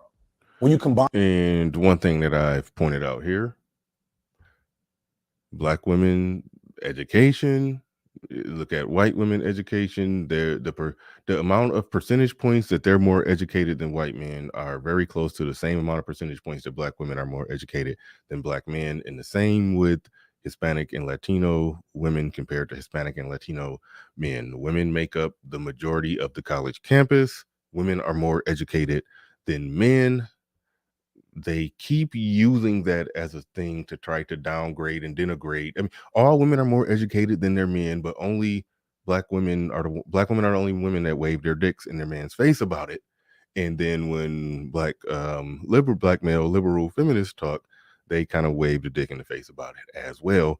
It's not that important. It's not that big of a thing. Now, it would be nice if the men were more educated. It would be nice. That would be nice. But the difference between Black female education and Black male education, it's not that much different from other groups when it comes to female to male education. And male to female, when you look at male to female when it comes to income. Like, I've been the one that broke this down. A lot of people say this now. I see a lot of people posting it now, but I was the first one that really pointed that out, that all the women are more educated than their men, but all the men make more money than their women. That's just the facts. That's just the facts. So again, he's throwing the Black girl magic parade in a lightweight kind of way, basically pointing out that what these women are doing better and Black men are not keeping up. That's essentially what's going on there. Now, Black men do need to do better. More STEM degrees and blah, blah, blah, blah, blah. It will get us closer in wage to white men, but the notion that Black women have passed us in that regard, I say no to that. There is something to them getting more jobs, but hell, Kristen Hutchinson showed me some data, and this was sort of Corona related, which showed that a lot of what we thought in terms of them being just vastly more employed than Black men is not true, but it fluctuates. But let's go. Find that conflict with legitimate issues in the family court system and a modern media landscape, especially social media, that makes Black men feel disempowered in speaking up effectively. You see where the Black manosphere gets most of its juice. Because now that was more or less an accurate, he landed the plane well on that one, because there are issues in which that Black men have not exactly, effectively weighed in on when it comes to, major public platforms. So in that sense, he's accurate, and he sort of landed the plane well right there. That we are speaking from a perspective that doesn't get heard, and that does give the Black Manosphere its juice. So I give him credit on that one. At its core, the Black Manosphere is a battering ram for this frustration, for this conflict, to butt against Black women and blame them and attack them because they're an easier target than white supremacy, especially for a lot of these men who have had certain views or certain experiences inform how they see the world. Now, again, the Black men in the Black Manosphere who spend and a lot of time complaining about white supremacy, the punch that he's throwing right there, I think you do walk into that when he's saying that you're firing your shots at Black women because they're an easier target than white supremacy, who's the causer of the actual problems that you're actually having. You need to take it to them and not to your women. You need to deal with that problem and then go and sort things out with you women. I do think that when you put an overemphasis on white supremacy, I do think you walk into that punch. And that's, I don't think white supremacy in 2022 is nowhere near our biggest problem. That's where I'm at with it. It's clearly on the decline. It's clearly on the decline. I agree with the position that America is for sale, and we need to be buying it. That's where I'm at with that. Now, here is where we're going to have a pause the video moment. Y'all didn't know this is going to be an interactive video, did you? Many of these Black Manosphere guys are clout chasers and very thirsty for attention, and they will react to this on their channels, or they're fans who are... Talk about the pot calling the kettle black. How are you doing a reaction video to the Black Manosphere? So you can't criticize and say it's clout chase, thirsty and clout chasing for somebody to react to you reacting to the Black Manosphere. That's not good etiquette.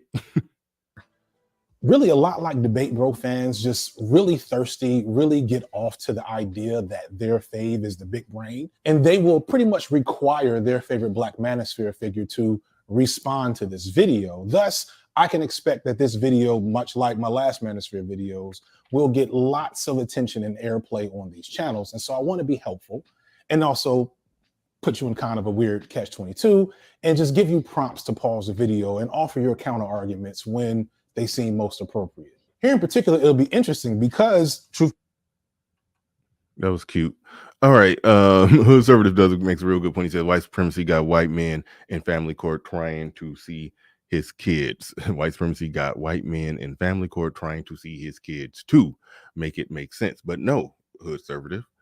According to how feminists describe white supremacy or the patriarchy, as they call it, because patriarchy is indistinguishable from white supremacy, but that's a whole other thing, depending on who you're talking to. But the way that they describe the patriarchy is that if the majority of the government seats are held by men, then it's a patriarchy. Even if those men are passing laws that basically give matriarchal power to women, it's still patriarchal rule. It's patriarchal rule that gives women the matriarchal power to own the kids after like I said when the laws in Michigan are set up just so to where if a child is born, and I'm sure it's like this in the majority of states, if a child is born and the parents are not married, the woman is the automatically assumed legal guardian, the legal parent of that child. The man can only get legal rights to that child if he takes legal action against her. So in short, it's her baby, not his. This is a patriarchy though. But women have all the matriarchal control and power. And we know how it goes with divorce. The majority of the time, I did the whole thing, broke down the whole thing with the arbitrator. The majority of the time, the women are going to get the kids after the divorce. The man will be on child support. There is no fault divorce, which means she could separate. I mean, if they're not married, it's hers automatically, but she could separate and divorce from him anytime. As long as it's not showing any major dysfunction from her, she's going to get the kids automatically. Well, not automatically, it's a small percentage. Let's single digit percentage points that the man will end up with the kids. But normally that's because she either didn't want them or she was showing some type of dysfunction, and that's how he got it. And almost every man that I've ever talked to on this, who got his kids, who got custody, almost everyone, he could literally say she either didn't want him or she was showing some type of dysfunction.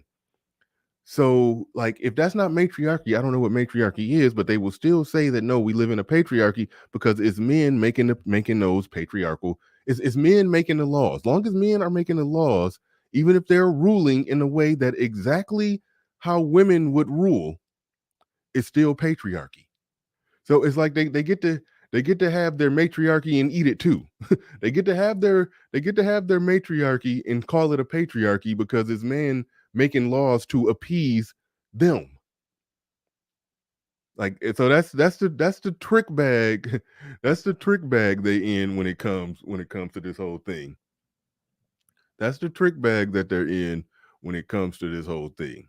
That they're claiming that we're in a patriarchy, but all the laws and all the rulings and everything when it comes to women getting overall what they want or the best possible outcome in their interactions or in overall engagements or the social dynamics or the legal dynamics and everything with men, they are in advantage. They are in advantage. There's no way around that. There's no way around that. They are in advantage. But they still could sit there and call it patriarchy, which means we're going to have we're going to have practical matriarchal rule. Even though it's a patriarchy top down, we're going to have practical matriarchal rule on the ground while still fighting to get, top down matriarchal rule. And only then they would say that is not a patriarchy, even though they're getting everything that they want. Like, that's the weird situation that we're in. That's the weird thing that's happening here. Truth be told, there is a relatively wide variety of belief systems in the manosphere, aside from the one core belief, which we'll get to later. And we can expect that some figures in the Black manosphere will argue the virtue and validity of patriarchy, maybe the natural order of men versus women. And maybe they'll pull up some religious angle that helps justify this. Maybe they'll talk about some really explicitly succinct element of history or African history that supports their point without pointing out the vast variety of pieces of history that do not. This also might get low-key homophobic for them. I don't know. Others will come with the classic, we're not a monolith. We're not a monolith. What? In fact, Black Republicans alone are an extremely diverse group of people. To point out that while... Shout out to Key and Peele. That was a funny fucking skit. Key and Peele was funny as hell. I got a lot of, hate when I said Key and Peele show was funnier than the Dave Chappelle show. Come fight me. I don't care. I said it. But all right. Ain't the first time I lost my black card. But anyway, but yeah. A lot of the Black manosphere is undeniably conservative, regressive, and reactionary, that there are others that are more left-leaning or at least centrist and don't desire an explicit connection to traditional white patriarchy, but more so desire freedom and self. I hate when he says that, wanting a connection to a traditional white patriarchy. See, what they're saying right there, what I hear right there is they're basically saying Black men are not men. The Black men wanting a traditional family, he's basically saying, well, you want to be white. You want to be some connection to traditional white patriarchy by you believing in traditionalism or being more conservative. Like being traditional and being conservative does not mean that you want to be closer to white patriarchy or whatever the fuck that even is. That's a weird thing. And here he is, and he's in a heterosexual traditional marriage, have a wife and 2 kids. Does that mean that he's trying to be more close to whiteness in some type of weird way? It's like it's it turns into a goofy thing when they start making those arguments. But they basically saying when black men want to function like men in a modern civilized world, that they're trying to be white. That's what I'm hearing. Self-determination as a black man, that it's an intersectional feminist falsehood that black men seek white patriarchal power. Valiant and admirable points, all of them, if not for the fact that when you patriarch as a black man, that it's an intersectional feminist falsehood that black men seek white patriarchal power. Valiant and admirable points, all of them, if not for the fact that when you look through a lot of these guys' content, what you mostly see is what I'll call black women's cringe content that explicitly seeks to characterize black women as degenerate or evil or stupid or hating of black men. And although I want to be very clear, these stories and these black women do exist, as I said in the previous video about Abba and Preach, when a large chunk of your content is explicitly designed to create a specific narrative about a group of people, it makes it obvious what your agenda is. These videos serve as ways for them to signal their misogyny to each other and justify it. Because of course, why? He didn't say it in this video, but in a previous video, he referred to Abba and Preach as misogynist. Like, let that one sink in. Let that one sink in. Wouldn't black men feel a certain way about black women if every video they see is of a black woman doing something degenerate or harmful or stupid or whatever? See, now what I try to do, because I understand what he's saying right there, what I try to do is a more intellectual breakdown of ideas, and I try not to make every video be about just reacting to some ratchet chick throwing French fries over the counter at Burger King. You know, that's what I don't like to do. That's what I don't like to do. Understand the content, and I dabble into that sometimes, but I do try to do a more just intellectual or logical breakdown of things. I like to somebody who disagree with me, I like to see the best representation of their ideas and then argue from there, other than just, the obvious shit. Other than just the obvious shit that's just obviously fucked up and don't make no sense. But before we even get even further into this, shout out to Sodomy and Chicken says, I'm a liberal and I don't co-sign this BS. You could be liberal and still have a backbone and common sense. Dude, sound bitch made. Thank you for the super chat. Appreciate that. Deanie in the building says, FD doesn't know how much we disagree on politics. I personally think Trump is garbage and y'all were wrong on him. And Ahmaud Arbery. I admitted I was wrong on Ahmaud Arbery. I admitted that already. Says it's all good though. I mean, I admitted that like shortly after the video, and I ain't about to break down, explain what exactly, where exactly, and how exactly I got that wrong. But I admitted that I was wrong on that. I'm sorry. Sodomy and Chicken in the building says, I want Korean patriarchy. No, you don't. No, you don't. You ain't about that life.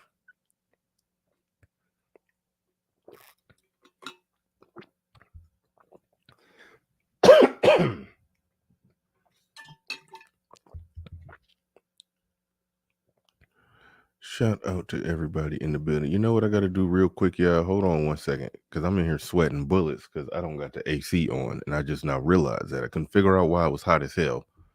Give me 1 second.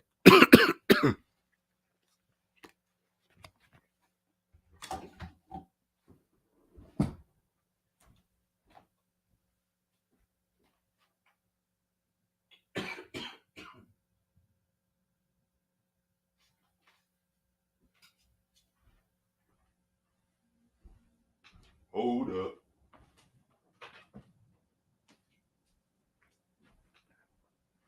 All right, I'm back. I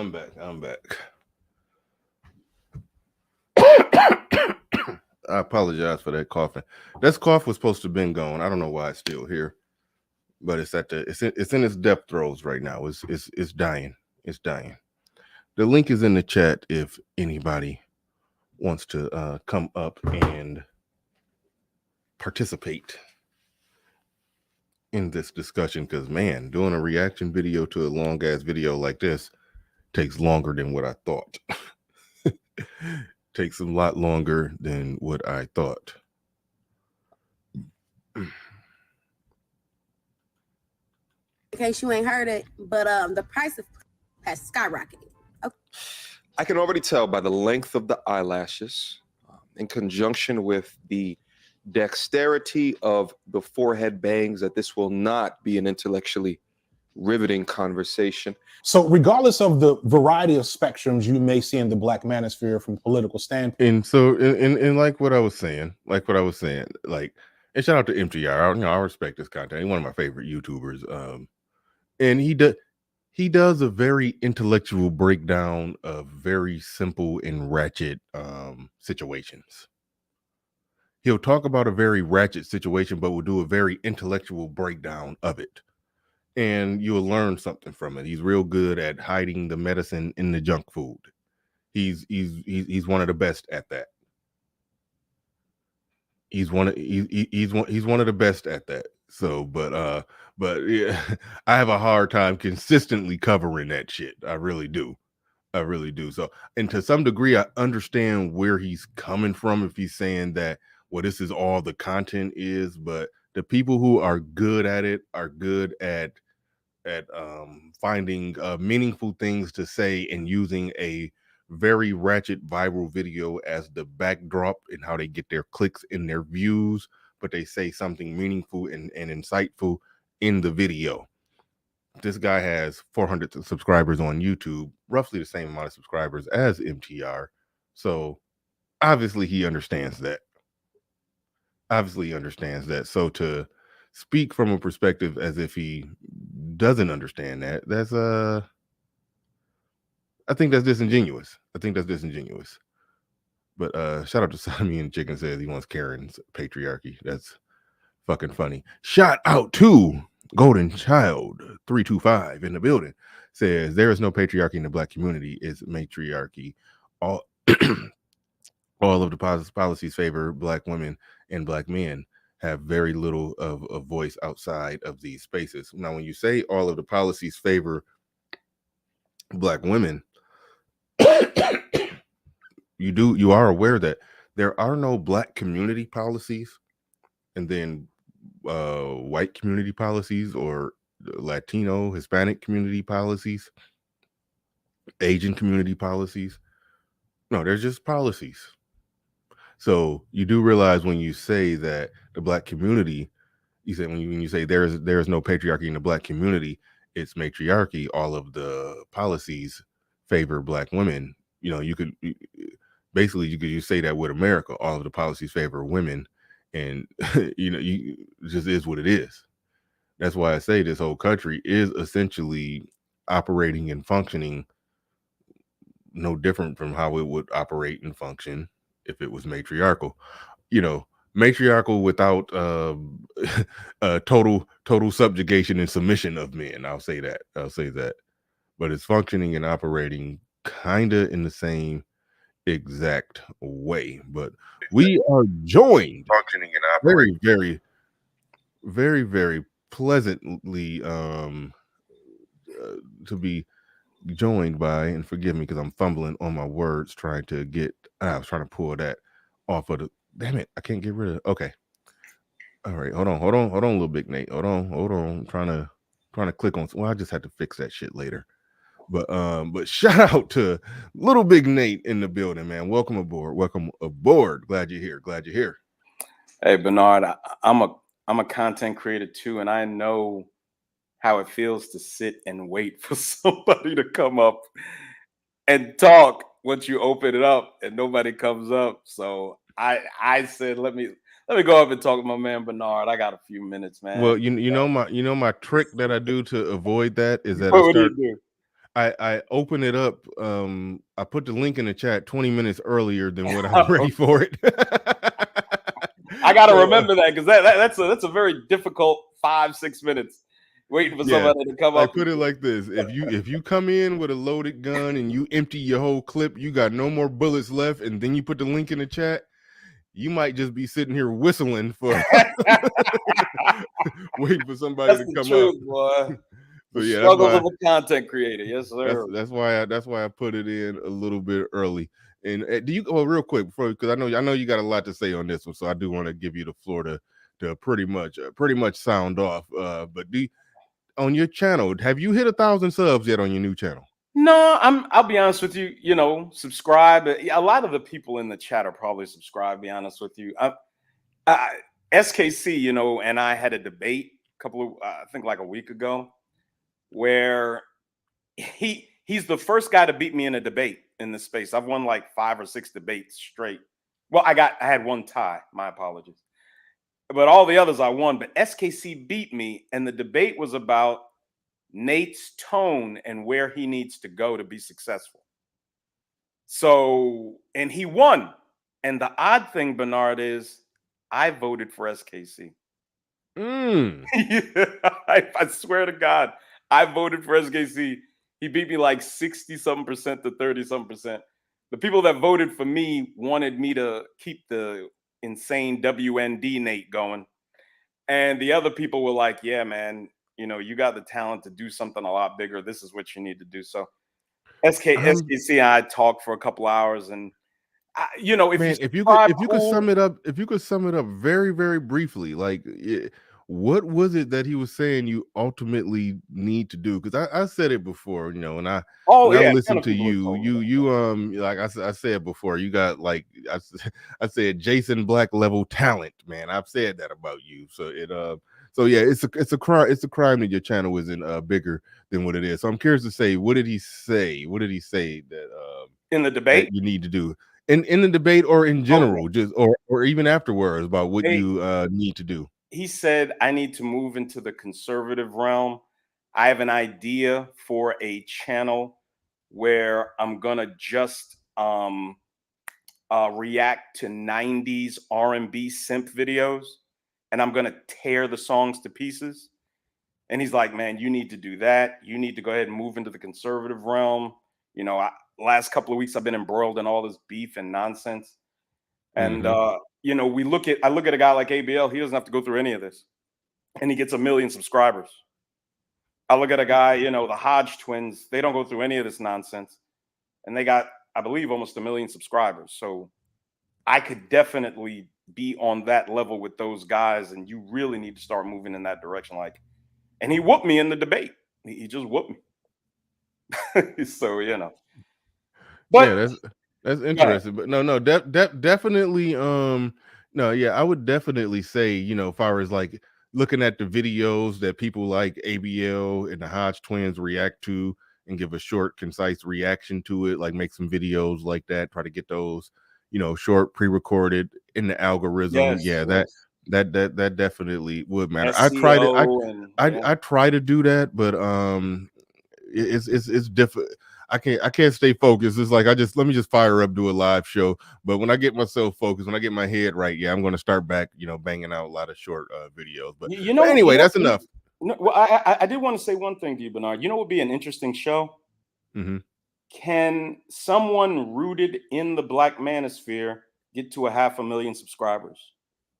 Can you do that being anchored in this space, or do you absolutely have to leave? Well, it depends on what you mean, because I don't. Meaning, how do you define leaving it? Okay, do you say poor leaving man's means you just do it like almost on your own. Like you see an AMS, a Steph is Cold. These guys, they only do quote unquote panels with like each other, or guys of very, very similar mindsets. Okay, you know what I'm saying? They don't do these big, broad panels and you know, things of that nature. When I say leave, they don't really associate quote unquote with the Black Manosphere. No, I get it. I get exactly what you're saying. And basically, I think live streaming, unless you catch this type of fire that Kevin Samuels or like a Fresh and Fit caught with just an amazing live stream show, I don't think you can get that big doing it live streaming. Everybody else that we've seen start trending towards 200, 300, 400, 500,000 subs. They do short pre-records a lot of times on sort of trending stuff, but once you get so big, you don't even have to cover trending stuff. You make stuff trend when you cover it. But But so yeah, that is that is an actual thing. That is an actual thing. Yeah, that, yeah, man. with Yeah. content creators, and I've tried to dabble into that, but let's go ahead and get it back into Sure, this. sure, We'll talk content creator shop some other time, But all right, all right. But Big Poke Dog in the building with a $10 super chat. Thank you for that. I do appreciate that. So overall, what's your take on this? What's your take on this? What we're seeing so far with this gentleman? Well, I think it's a sign of just how effective we are. Mm-hmm. It is an absolute sign of the effect we're having. Our sphere of influence is growing. They're sending out their minions like this guy and Aaron Fountain to test the waters of pushing back against these horrible, hateful, free-thinking, heterosexual black men. And I think it's magnificent because every time they do an upload, every time they have to address us, they are acknowledging how much control we're taking over the conversation. They have to. Rachel Maddow can't address us. Not yet. Don Lemon can't address us. Not yet. The View can't address us. Not yet. They got to send out pathetic, effeminate weirdos like this to push back, to see if these black men will push back against him and make cohesive arguments, cogent arguments against their nonsense. And from what I understand, this gentleman won't debate us unless we give him $20,000. That's what I was told by somebody. Yeah, this guy said, because I was like, well, why won't he debate us? Why don't you come and debate him? I'll gladly debate him. And he's like, no, for 20 grand. You got to pay 20 large to get me to debate you. If you are so grounded in your beliefs, why don't you come put them through the gauntlet? But these effeminate, sissy men and covered in coward sauce won't do it. They just won't do it. They refuse to do it. They sit over there on the lap of their mothers and their grandmothers in their 40s, still sucking from their breasts for nourishment. And then, God forbid, anybody say, get up off your grandmother's lap and go get to work. They lash out at you. And yeah, man, we're having an effect. Pretty soon, the big dogs are going to be talking about how terrible we are. And then we know we got them. You all just better be ready to fight. You better be ready to stand on truth and fight against these freaks. I'm not saying every guy in the black manosphere, of course, some dudes, are just doing their thing and cool doing it. But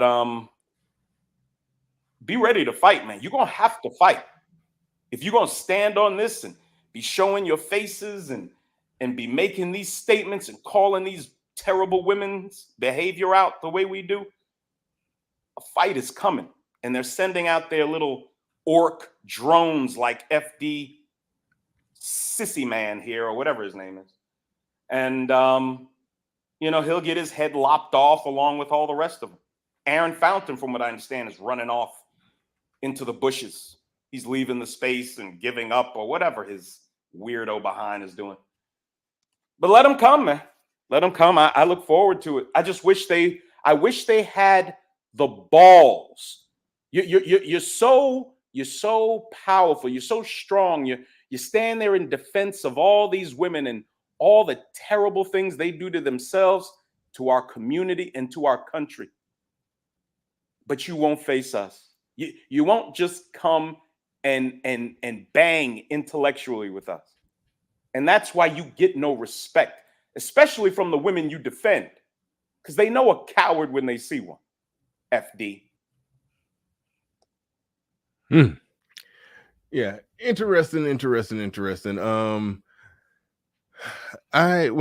he said that he's not interested in debating, anybody, a part of me did think that maybe he understands and realizes that he doesn't necessarily have a strong argument to stand on, or that once the discussion gets too deep into so many rounds of the fight, so to speak, that that he'll probably lose, and it will probably be, you know, embarrassing because like we pointed out, like most of the people, you know, like for example, if he had a discussion with Angry Man, you know, Oh my God. 30,000 subs, you know, some Black Manosphere content creator, you know, it's easy to just stigmatize the Black Manosphere and just say, oh, they're just a bunch of misogynists, they're just howling at the moon.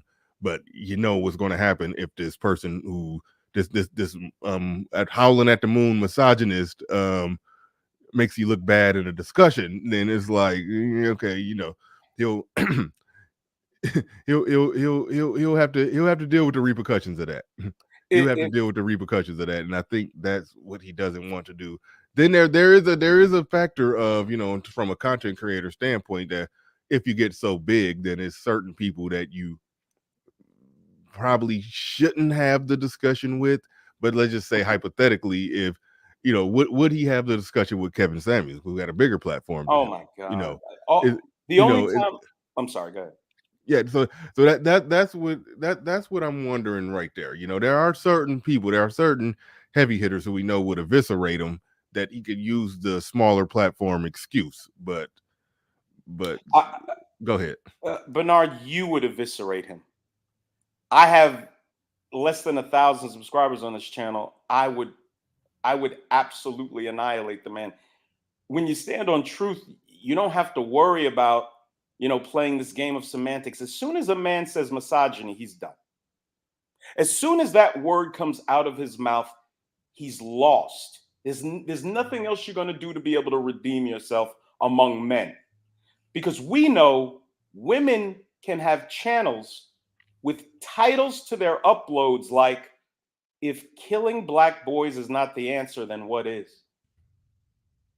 Don't talk to me about misogyny when we have tens of thousands of videos of Black American women saying the most hateful, horrible things about Black men you can imagine. And oddly enough, these are the men that they chose. And don't tell me that's all there was for you to choose from. When you're young and beautiful, you notice how young, beautiful women never say, where are all the good guys at? Because they know where the good guys at. The good guys try to holler at them and they tell them no. But then when you get older and you're used up and you've made a mess of your life, the bums are the only guys you have access to. The guys you rejected 10, 15 years before, you're not going to get a second chance with those guys. I'm sorry. And instead of acknowledging these simple truths, so maybe younger women have a chance to not end up like their mothers and their aunts and their associates and coworkers, they just live in this lie where they're protected. They're protected by the Rachel Maddows and the Dawn Lemons and all the other Luciferian leftists. And here we are, this merry band of Black men, you know, military guys, truckers, real estate guys, crypto guys, insurance guys, just, you know, in some loose banding together with a bit of ideology that connects us, and we're having the effect that we're having. It's pretty astounding when you think about it. Yeah, Sodomy and Chicken and building to $5 super chat. He says if they were smart, they wouldn't even talk about the space. They should have learned from CBS/BBC when they tried to expose MGTOW, but made it stronger. Thank you for the super chat. Appreciate that. That's something I actually don't even know the full scope of the history on, but yeah, I do I do kind of generally understand that did happen, that they did actually make it stronger when they tried to have a discussion about it. That's something I'll try to dig up the archives on what exactly happened right there. Try to dig up the archives on what exactly happened right there. This is funny, and it's sort of off topic. I was watching one of your shows, and you had said something in one of your shows. You had said Bernard Riley, and you said there's a couple other people you named. You Oh, said the apology? Yeah. yeah, you was like, go back and watch the previous show. You said you apologized, and I was like, what the hell did Nate owe me an apology for? And so, Well, I so explained it. Did you have a no, chance? I didn't get a chance to go Okay, back and watch I'll the. explain it to you now. Yeah, go ahead. Yeah, that's why I'm Yeah, bringing it up. I had a bad car accident at the beginning of the year, and like brothers have reached out to me and emailed me and texted me, and I just haven't been responding. Dealing with physical therapy and stuff, and like if I'm going through something difficult, I'll usually just withdraw. Mm-hmm. And I know dudes, because like you said, you emailed me once and I didn't respond. I think you wanted me for a show. I was just in a different place. You know what I'm saying? Dealing with the issues. So Mm-hmm. on that show, I apologized, and I also invited everybody I apologized to, since Theo's putting on Manosphere 2023 in Charlotte, which is like 20-30 minutes from my house. The executive council dinner the day before is going to be at my house. Oh, that's what's up. Oh yeah, I'm going to be, hosting the dinner, and so I was apologizing and inviting these men I was apologizing to. That's all that was. That's all that was. But Gotcha. No, that's pretty cool. That's pretty cool. But all right, so I'll I'm sorry, I'm reading the chat. All right, I'll roll a little bit of this and I'll bring others up in the back, but I don't know how much more of these I'm gonna deal with this, because I mean, well, I'm 2 hours into the show and only 18 minutes of the video has been covered. Like So you have to stop at every couple of seconds because it's nonsense. Point. I don't give much credit to any assertion that any of you are anything but misogynists at your core, and I'll pause here for your response.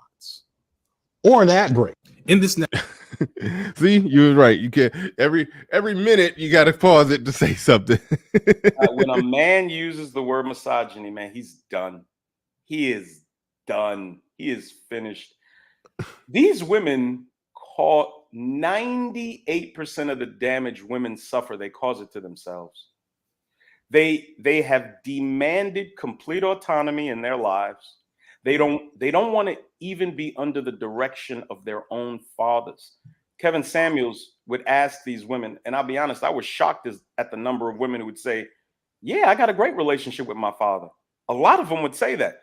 And then he would ask them, well, what role has he played in helping you choose a man? To a woman, they said none. You don't consult the men that love you to help guide you. You make a mockery of a man's traditional role in leadership over you, and then you go out into the world and you ruin yourself. I don't want to hear nothing about it. Hey, little big Nate, can I I'm raising my hand. I got a little bit of pushback. Sure, right ahead. I mean, well, it's up to Bernard. Well, no, yeah, you can go ahead. I like pushback. Go ahead. If I could. Go ahead. Just a little pushback on the father thing. Look, some of it is that women, it is their fault. They're being rebellious. But some of it is that you guys, excuse my French, bitch ass fathers that are into that feminism shit too. You gotta put some of the blame on some of the fathers too, because not every father that is in their child's life, whether it's a son or a daughter, is a fit father. Some of them dudes, no, not some. A lot of those dudes are henpecked dudes. So you got to put a little bit of blame on those fathers too, not just the daughters. It can't just be all about rebellious daughters. Some of those fathers are just hands off. They don't know the role because whoa, you just gave me all the ammunition I needed. Go ahead. They don't know the role because their mother didn't bother to get them a father. Okay. I think we underestimate how much these women resent their mother's role. They resent their mother's role. They don't want to be like their mother. It's not only not getting advice from their father. It's, I don't want to be nothing like my mom. I don't want to cook. I don't want to clean. I don't want to be a doting wife. I don't want any of that. I do want the protection provision part, but I don't want the he has the final say part. Well, right. The funny thing is the mother, you can't underestimate the fact that the mothers themselves resent their own roles too, because there's mothers that have told their daughters to be the exact opposite of what they were. Instead of getting married early, wait and put it off as long as you can. So again, I'm not saying that you know, I'm just saying there's a lot of factors, and a lot of times we only stick to like what the daughter's doing. We're not sticking to like what the parents are doing just because there's two All parents. right. Okay. Now I understand your point, but see, here's my issue with your point. Nate's point was predicated on a question that Kevin Samuels would ask the women that called into his show. He would ask them, okay, what's the involvement and what involvement in your life does your father have? And she would say, yes, my father is involved. And he would ask a lot of questions about the father. And quite often, she bare minimum. There were situations where the woman absolutely respected the father, and she wasn't having him involved because she didn't want to hear his answer to the men that she was dealing with. She was dealing with men that she couldn't bring in front of her father, so that's why he wasn't involved with it. But even if we accept the premise that yes, some men who get married, a lot of them are henpecked, a lot of them are capitulating men who go with the flow and everything like that, I still generally believe that father's guidance, if she's 25 and she needs some help out there trying to get a certain outcome, I still think that father's guidance is better than her going it alone. Well, yeah, I'm not better than her leaning on the mom. I mean, a henpecked. But Bernard, I want fun, not guidance. Hold on, chill. A henpecked, very egalitarian, far left or just left leaning liberal dad is still probably a better bet than her going it alone or asking her damn mama. I'm not saying yeah. that. If I could interject, I'm not saying that his guidance isn't needed. I'm just saying that his guidance isn't as present. A lot of those fathers, a lot of their guidance isn't as present. A lot of those dudes, they're not hands on. A lot of people aren't hands on. But it was predicated with him excuse me, with him asking the question, what's your relationship with your dad? And she said it was a good relationship. Yeah. and then Bernard, KS would say, what role has your father played in helping you choose a man? And to a woman, I never heard a woman say, oh yeah, my father helped me pick blah, blah, blah. To a woman, hundreds of women over 2 years, to a woman, every woman I heard said none. My father has played no role in helping me choose a man. Your failure is their own, sir. I'm not saying that they don't have a hand. Hold up, Big Nate. It's not a hand, sir. Big If Nate. a woman demands, it is. Sir, if a woman demands to make all of her own decisions, she owns all of her own failures, all of them. Now, if she's consulting a man, if she's putting a proper man in his proper place, coming to him for counsel, especially her father, uncle, older brothers, and they guide her incorrectly, then she can put it on the man. But if she's on the internet telling the world, ain't no man going to control me and ain't no man going to tell me what to do, then her series of misfortunate events, that's her life, is her fault, period. Two things can I agree with that. I just was going to add to that real quick is no, they don't. So we already established that. And it is about fun. And yes, I watch a bunch of Kevin too, and you did see that. Hey, you're Borging bad, brother. You're Borging bad. You're Borging bad, and I can't even mute you. His shit so messed up, the mute button not even working on him. Got lag on mute. But go ahead, Idris Birch. Oh, listen, I'm not saying that she doesn't have a hand in her own failure. After you become an adult, the vast majority of mistakes that you make is a failure of your own. But I'm just saying, two things can be true. She could be a failure as an adult, and that parent could have very well not been a very good parent or a very present parent. You can have a good relationship with your parents and still not take heed to their word, though. But that's the fault of the child. That It's not the fault of the parents. The parent has a big hand in formative years. The parent does. There has to be a little bit of blame. I ain't saying you gotta take the brunt of the blame, but there has to be a little bit of the blame, because once again, it shouldn't. If you're a father and you out here and you're really in control, then there's no way your daughter would be telling you to basically fuck off when it comes to her decisions. Well, No, she didn't. That's not true. Once a girl gets 18, 19, she's going to make her own decisions, no matter how well you raise her. She'll get out there. You hope the influence you had over her will trump the societal and the social and cultural influences, but she's going to make her own decisions at the end of the day. And a lot of times it wasn't a fuck off that she was giving him.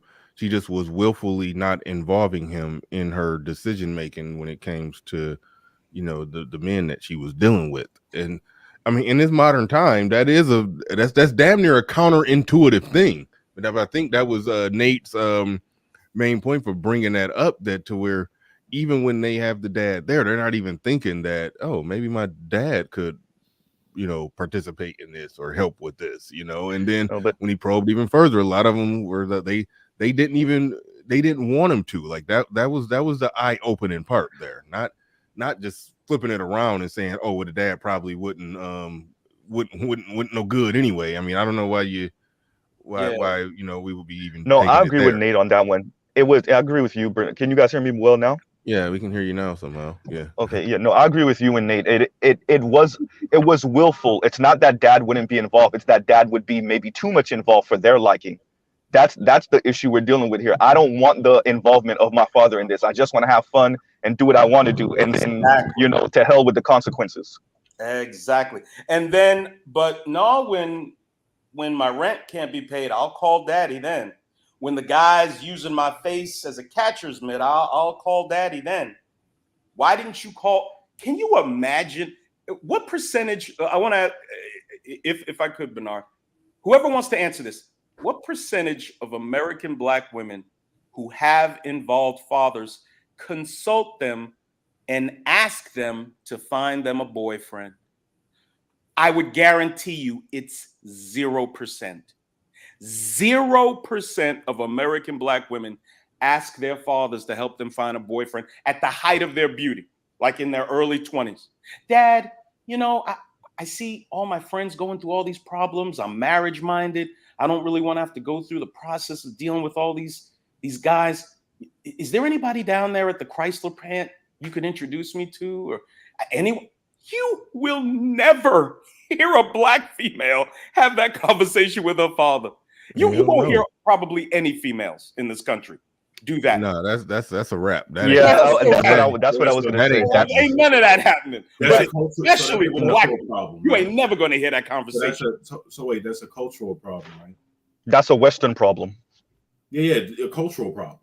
Okay, and the only way to cure it is not for women to be proclaiming their independence.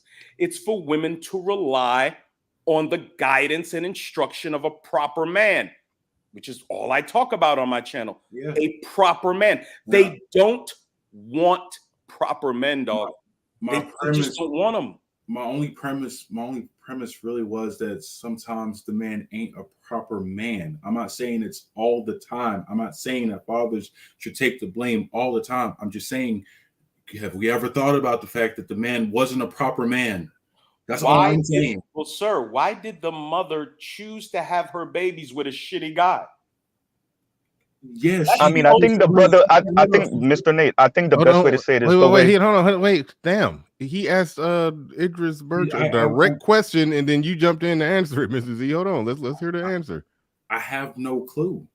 She was shitty at picking a man. That's the ultimate, bruh. If women are in charge of who gets born, who gets children sired for them, and women are completely in charge of that, then they're the ones that hold the full responsibility on what type of father that child has. They have the decision of life and death in their hands. And you have just as much decision on who you decide to shoot up the club with too. Oh, absolutely. No shit. That's all that. Look, No that's kidding. all I'm saying is, you want maybe sometimes it's not a proper man that's raising the daughter. Bruh, That's this all I'm conversation saying. was predicated. Hold on. This conversation was predicated on a man who was a proper man. So why are you just bending over backwards to say he ain't a proper man? What's going on with that? It sounds like you're just trying to figure out a way No, to take I'm not. blame I'm really off not. of a grown-ass woman for her decisions. I'm not taking the blame off of them. He's trying to. I'm not taking the blame off of them. No, he's trying to bring parity and blame between the man and the woman. Can be, That's what he's trying to do. Be true though. He's trying to make in a he's very trying to make it specific equal. Anything. I'm just saying two things can be true. That's all. But in a very specific conversation that was predicated on Little Big Nate talking about women who called into Kevin Samuels' show, and he asked them about their relationship with their father, and they said it was solid. They didn't have any complaints about him. Exactly. Women are big on complaining about their dad if the dad wasn't shit. She had nothing bad to say about her father, and then this was a lot of them that did that. They had nothing bad to say about their father, and then he said, well, why haven't you involved, or have you attempted to involve your father in your selecting and choosing of a man? And the vast majority of them said no. I don't know how you spin this around. I'm not spinning I don't know anything. how you even take the conversation down the rabbit hole of maybe this particular man wouldn't shit. I dead ass was not taking it down a rabbit hole. Look, you can have a good relationship with somebody and still not respect them. So why didn't she respect them? That's what I'm asking. I don't know if that's a good relationship. Maybe she was grown and she liked her freedom more than she would like her guidance from her father. Maybe she just wanted some random dick from who she wanted some random dick from, and she knew her dad would not approve those dicks. Like, so I mean, I'm not even gonna die in this hill. I'm gonna let it go. Y'all go ahead. No, it's no. No, I'm not dying on the hill. No, I'm not trying to argue. I'm leaving it alone. I'm just saying. I'm leaving it alone. These women, many of them, especially when they're young, dog, they don't want a decent dude. They just don't. They don't want a structured. See, and KS did such a masterful job of showing this. These women are in their 40s.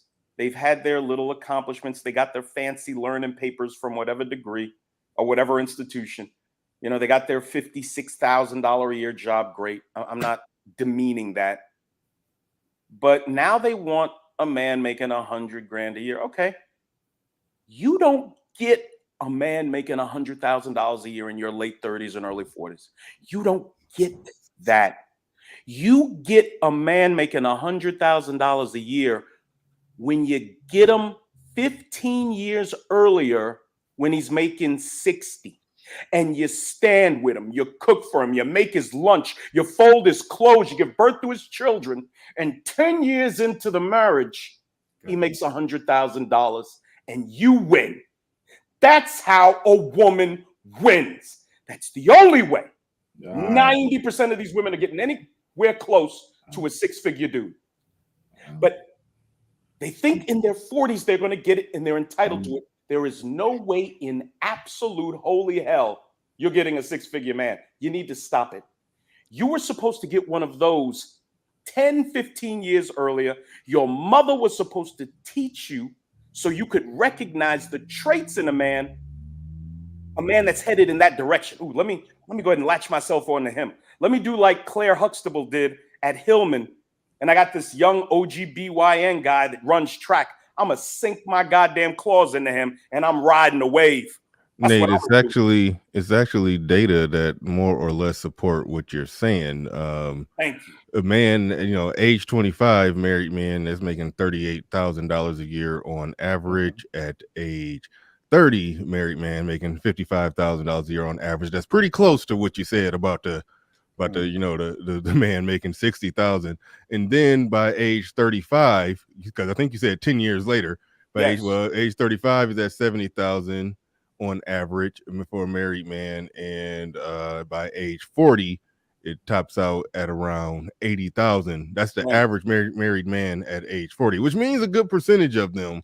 If the average is at 80,000, then you already do the math on how many of them married men over the age of 40 who are making that six figures. But even if you fall short and become average at 80,000, I mean that's definitely killing it. I mean, at 45, we're talking 85,000. I think that's the peak right there.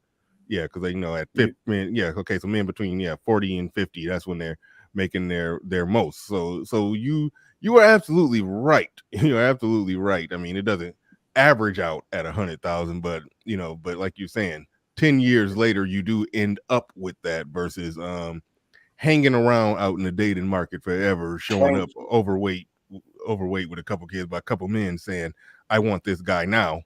Like, no, that's typically how it not how it plays out or how it works. So no, you are absolutely right. You are absolutely right. Little Big Nate. So Also, I'm sorry. Go, Nate. You was about to say something. No, I was just saying. So the people that are responsible ultimately for these women not having the happiness that they want, not having their Disneyland marriages and relationships and nonsense, it's their mothers. It was their mother's job not only to pick a good father for them, but to teach them how to pick a proper man, even though she may not have picked it. Why don't these mothers want better for their daughters?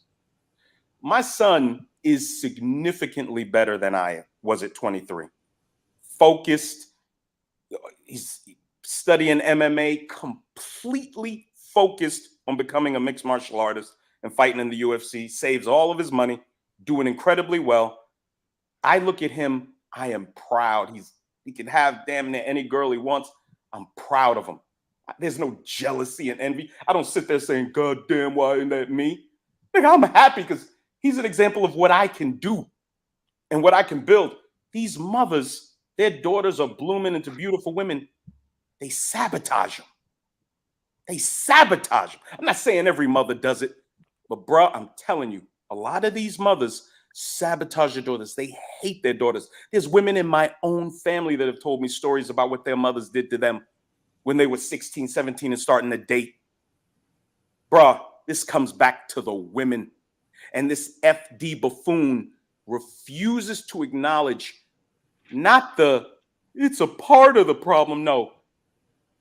My contention is 75% of the problem in quote unquote Black America is directly related to the terrible decisions Black women make with their lives. 75%. 75%. If I may, got some sources on that? Because I could argue it all day long, bro. No, I'm just asking if you got sources. No. There's no social scientist or anthropologist that has done up the numbers.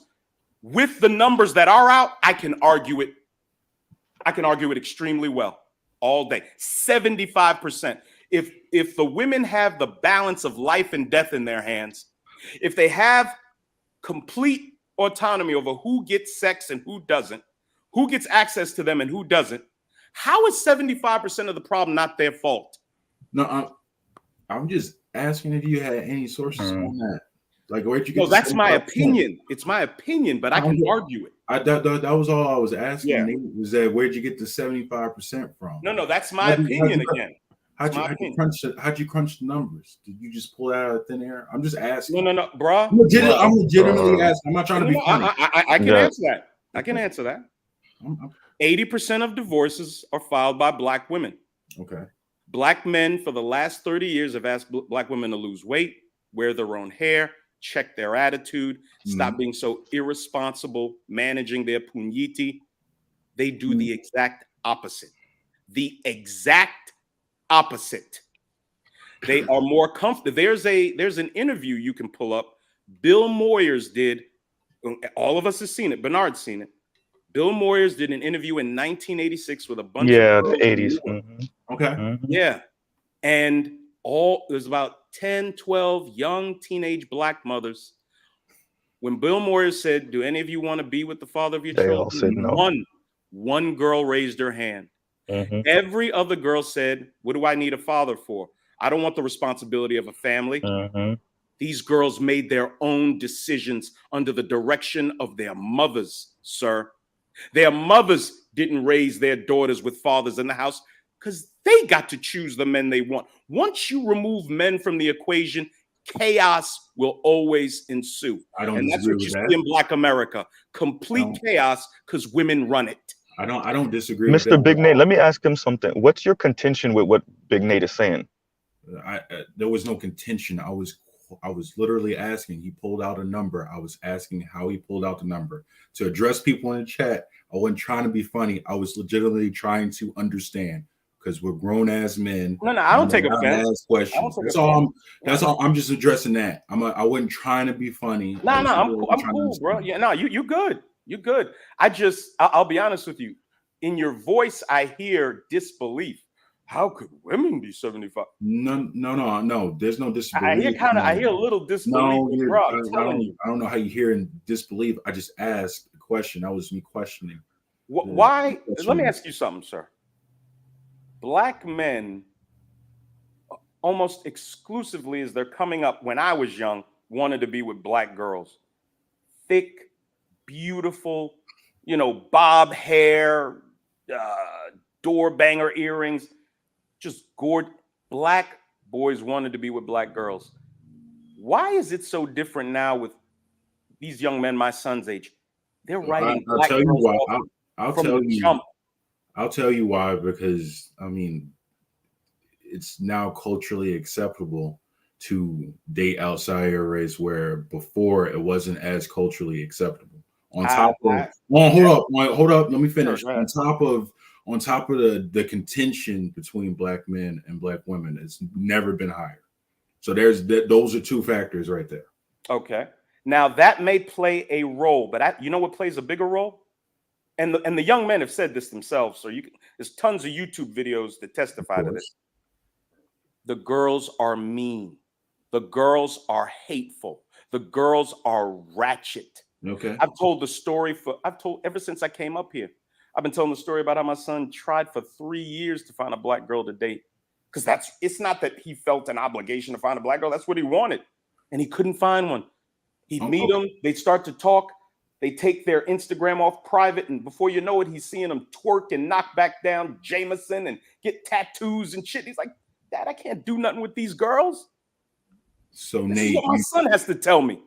So Nate, you're basically saying what the last point I just said, but in a longer way. The contention between black men and black women has never been higher.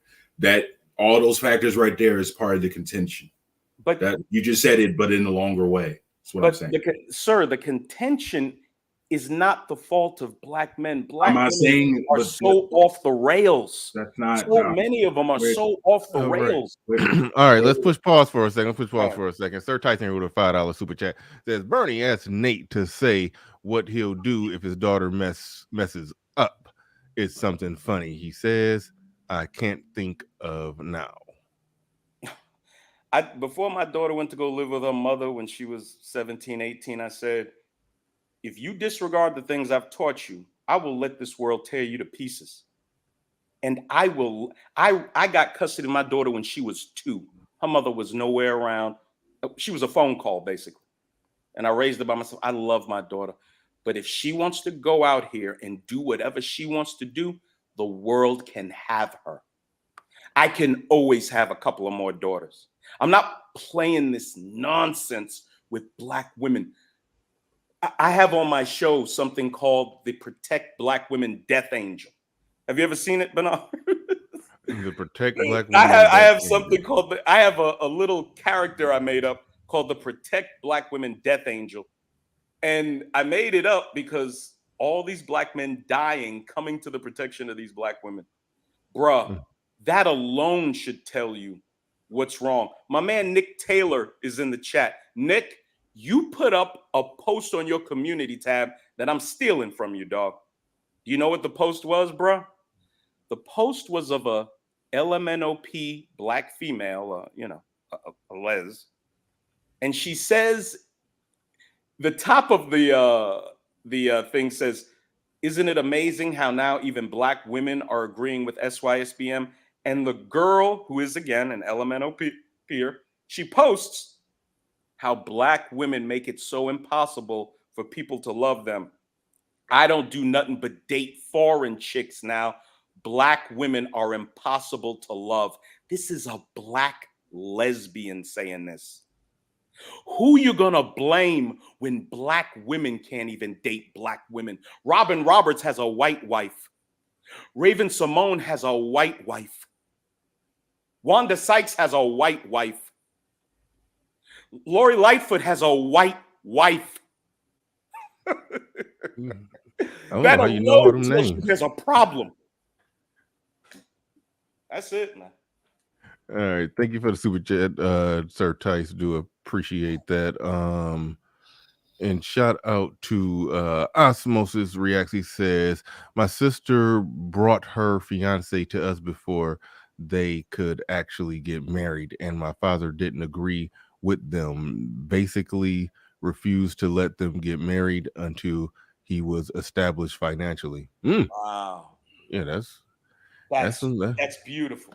yeah, that was solid. That's solid. Where we at? I'm trying to find my super chat. Charles Merchant in the building. That's what I was looking for. Charles Merchant in the building. He says, as long as she can share her responsibility with a man, she can also push the consequences on him too. Thank you for the super chat. Appreciate that. Appreciate you coming on through. Thank you to everybody who sees down at the bottom of the stream. Thank you for everybody who is supporting the stream. Do appreciate each and every one of you. And real quick, let me go ahead and say this real quick. Where's it at? Give me 1 second. Not there. Right there. For those of you in the Detroit area, come on and hang out with me and other Black Manosphere content creators and subscribers in Detroit at Barcade in Detroit for games, drinks, September 9th on September 19th, 8 p.m. to 11 p.m. No cover charge or fees.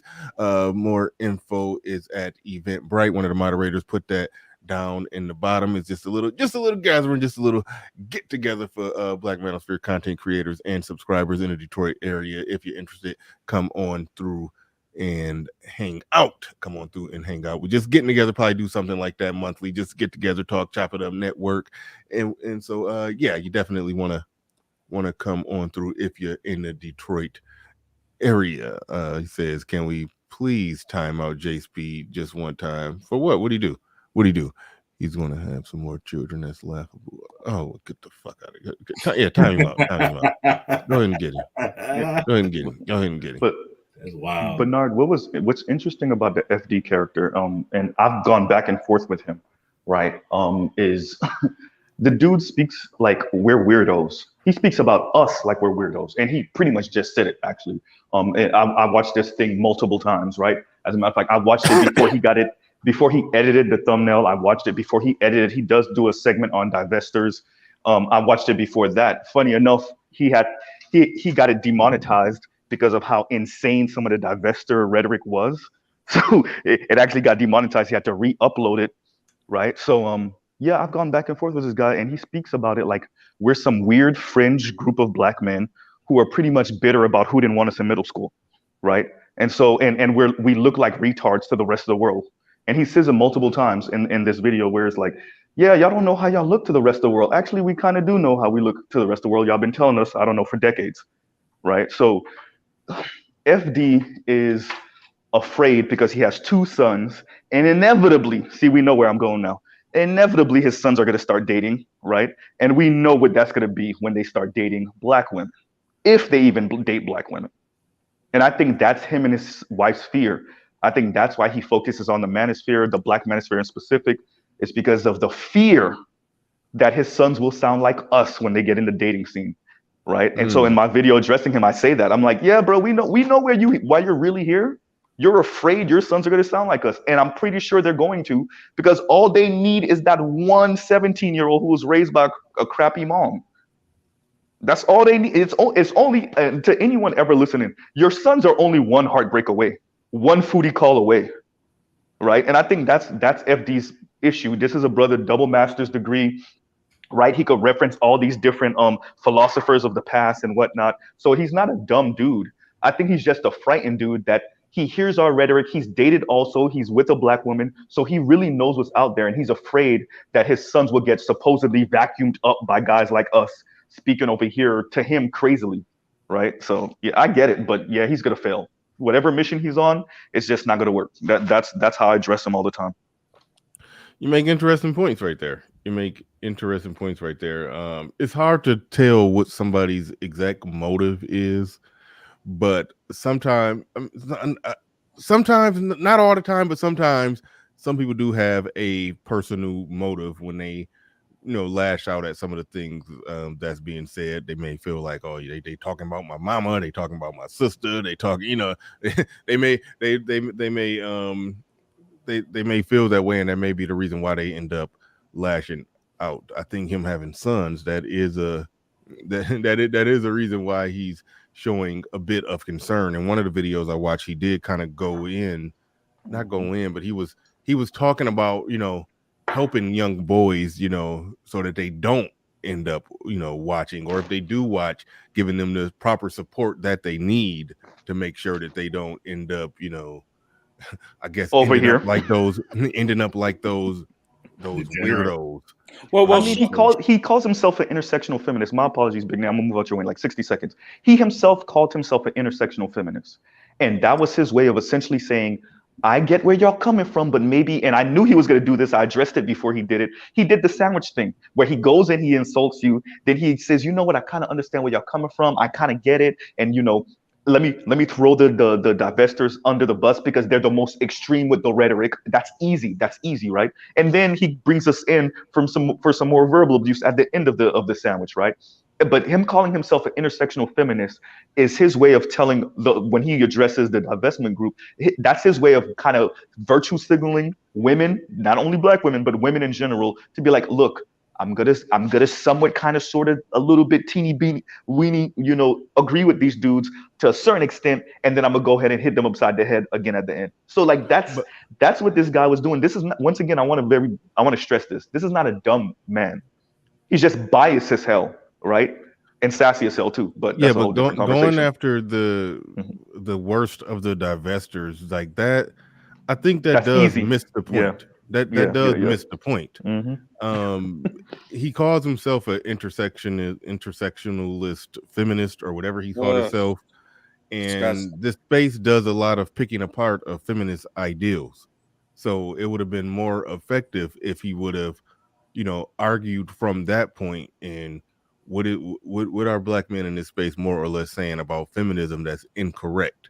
Like that would have been a more interesting conversation. Because there's a lot of people that have taken the more intelligent of feminists that have tried to make sound, coherent arguments and have picked apart what they said. So, he says those women aren't good representatives. I'm sorry, Bernard, but he says I watched this whole thing. Like, I'm sorry to be so in everybody's way, but I watched this multiple times, and for him, he's saying those women, the niggas ain't, and excuse my language, the niggas ain't shit women. They're doing a bad take of black feminism. So he acknowledges that they sound crazy, and he acknowledges that some of them even call themselves feminists.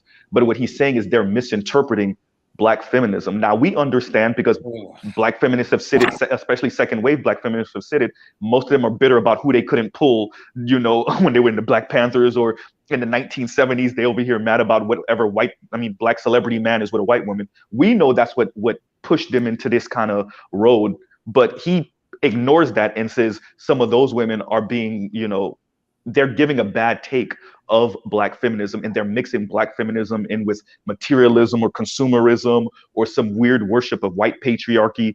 And so he is acknowledging what we're saying is true, but then he pretty much backpedals and says, yeah, but those women, they're not really feminists though. They're not really black feminists. And me and you are pretty much saying, yeah, they are. Well, but what I'm saying is, in general, hold on, I got you, Nate. But what I'm saying is, in general, he should combat the points that we make against feminists in general. I mean, that's what I would have liked to hear, regardless of who's a true Scotsman or not. I'm not concerned about that. If we've made some statements that he disagree with, and he as a intersectionalist feminist, then yeah, I'm sure there's things that's been said that we disagree with, that he disagrees with, that we've said. I would have rather him attack that other than just extending the olive branch of saying, oh, look at these obviously crazy chicks over here. I agree with y'all that they crazy. That makes it seem as if we only swing at the low hanging fruit, which isn't true. We don't. We'll swing at the best. That's the most deep. That's exactly what he was representation saying. of the argument. That's the most deepest part about that, is that he's on one hand he's agreeing, but with the fact that they are crazy. But on the other hand, it's like, well, that's the only people that you're really swinging at anyway. Those are the only people you really have you should really have any issues with, and not the subversive stuff that's going on, the subtle stuff that's going on. My issue is this, and again, no smoke to the gentleman that's below me. It's not a shot at you, but the guy on the FD guy, he's a leftist. Okay, leftists are obsessed with this thing called equality. I don't know the politics of the gentleman below me, but he was trying to do the same thing FD was doing in this. Just hear me out. You're trying to make the fault equal. That's what I think. I know that's what FD is doing, and that's what I think you were trying to do, sir. I'm a lefty, but I don't make none of this shit equal. You gotta let me finish. No. You're trying to make the fault equal when you say, well, what about the men? Well, what about the men? No. The women are responsible, in my opinion, to the tune of 75%. The majority of the problems we see in America today, they find their root in the decisions Black women make with their lives. They're free thinking, independent. I'm going to do what I want decision making. Nobody guides them. Nobody gives them any instruction. As a matter of fact, they're adverse to any man that might care about them's instruction. If you listen to these dating shows, won't say any names, but many of these women come on the platform, and what they'll say when you ask, well, why did you leave your husband? Well, why'd you get divorced? Why'd that relationship end? One of the main things you'll hear is he was controlling and abusive. They make those things connected. You can't be a man in charge of a woman and not exercise some control over her. You can't be responsible for a woman's safety and maintenance and not have some control over her. These women don't want any control over them or what they do. They don't want you telling them anything, and you can't do anything with a woman like that. That is a fact. So they get to make their own rules. They get to say, I'm a boss B, I'm leveling up. I ain't got to get married. I want to party. I'm too young to be responsible. Then they turn late 30s, 40s. Their life is a mess. It's on them. Them. Period. All right. Perry, thank you for the Cash App. Do appreciate that. Perry. I was about to make it. Okay, well, we got about 8.5 minutes before we hit the 3-hour mark, and we are joined by another individual. I'm damn near hesitant to bring him up. I don't see the avatar down there, but go ahead and speak, Dr. K. Yo, what's good? What's good? Okay, go ahead. You got the floor. You got the mic. What's on your mind? Right. I wanted to respond to what one of the brothers said. He said about whether it's equal responsibility, why the Black woman is the way that she is. I would say that, look, it's man's fault. We're supposed to be the leaders of the community. So if other communities like the Jews and the Muslims can keep their women in check, then I put the responsibility on us. We failed. Are you talking about Muslims in other countries? Muslims in America, in the UK. Okay, are you talking about Muslims in other countries that come over here and they bring their culture over here, where they practically, where the women are essentially, definitely by Western standards, are oppressed and subjugated? So they bring that oppression and subjugation over here. Or that what you're talking about? Both, even the Black Muslims from the Black Americans, they have the women in control. The Hebrew Israelites, they have the women in control. So it just seems it's our secular black. Yeah, a small band of women that volunteer to be a part of that. They have that in control. Just like my woman volunteers to be with me, and I have her under control, and she's not all that much to control because she's a very controlled, submissive woman. That's who she is. So so you can't use an Bernard, make example. sure he understands what You you're can't use saying. an example of women in a free country where a small percentage of them volunteer to be under a certain type of control when the majority of the women in this free country essentially do what they want to do, how they want to do it. Now, if they happen to have a major liking for a particular guy, or a guy offers a particular, sweet deal, then they'll ride with that and they'll vibe with that. But in general, we're talking about free women that are doing what they want to do, when they want to do it, how they want to do it. So, and yes, Paul Game, this Dr. K guy sounds very suspiciously familiar. He was up here before. Yes, sir. Didn't he have a chipmunk or a squirrel as his icon then? Oh no, this isn't that guy. This isn't that guy. But This is another- Dr. K, do you understand the difference in what Hold Bernard on, is saying hold and on. what you're Let's get saying? I'm sorry. Let's get his response to what I said. Yeah, I do see your point, right? But how do I put it this way, right? It's because we allowed that behavior to continue. That's why we got to this position. Are you responding to what? Hold on. Are you responding to what I said or to what he just said? To what you said.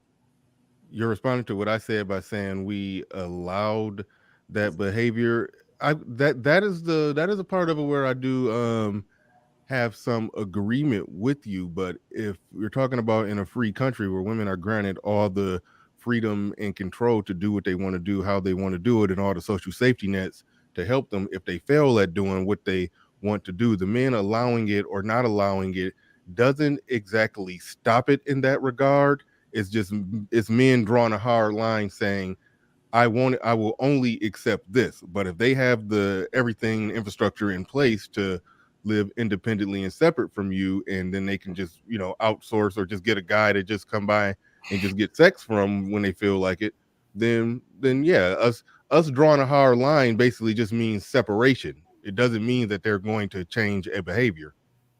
So I don't think you can then say it's our fault. Okay, so let me give an example what I mean here. Okay, so imagine if we did draw a separation line and said, okay, you know what, we as black men are not going to be involved with black women as a whole until they fix up their stuff. We're more seen attractive by other women of other races than they are. So what's going to happen is we can actually go again, Colombia, Brazil, find a beautiful wife, bring her over, and make it clear to black women that we're divesting until you fix yourself. They are at least attracted to by other men of other races compared to us. So it's going to make it, they're going to change by themselves across time because they're going to realize they can't get the black men that they want. So I think if we actually were serious about this, that's really the only solution I can think of over here. Yeah, well, you're literally just describing the Black Manosphere. I don't know if you noticed that. I was about to say this is Black Manosphere 101 right now that you're saying. Not even so much 101 because even the men in the Black Manosphere right now, they're on some. There are some that just like, nah, I ain't fucking with them. I'll keep it casual. I'll have sex with them. That's about it. There are some that probably fall within me on the me and Little Big Nate spectrum to where, if we meet of those that are willing to act right, if we do meet one, and then we will proceed forward properly in that situation. Just like I said, I got a woman and she's a good proper woman who behaves a certain way that I find suitable. So there are some that operate like that, but then there's a lot of them that are practically saying no dice.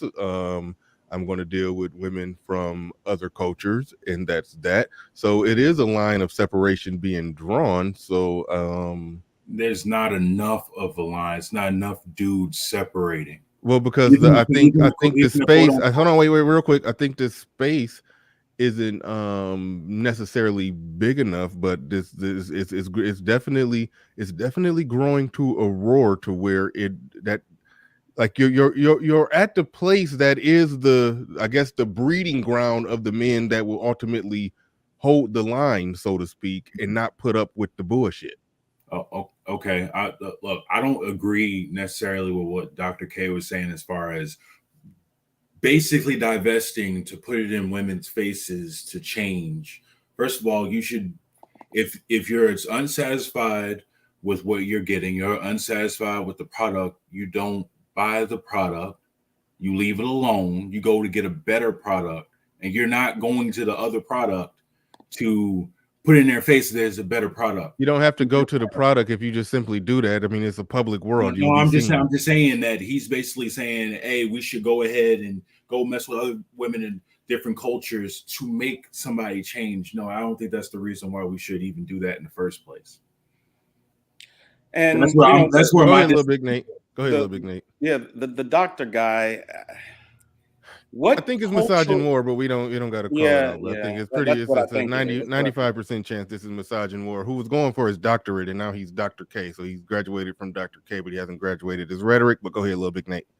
Yeah, it's interesting. Can you please explain to me what, as a free American citizen, which all these women are, what cultural consequences are in place in our American system, our American social system, to punish women for immoral, irreverent behavior?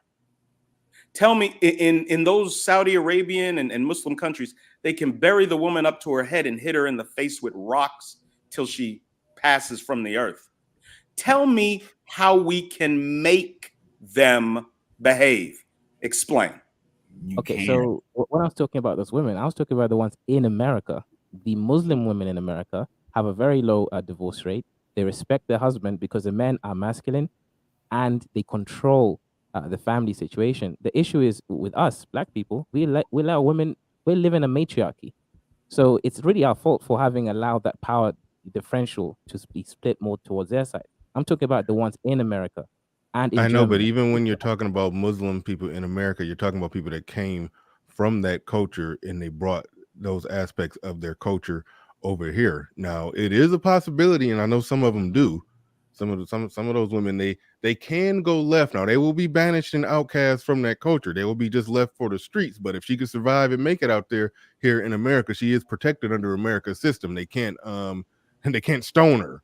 So I mean, so she's free to do what she wants to do, but they do come over here.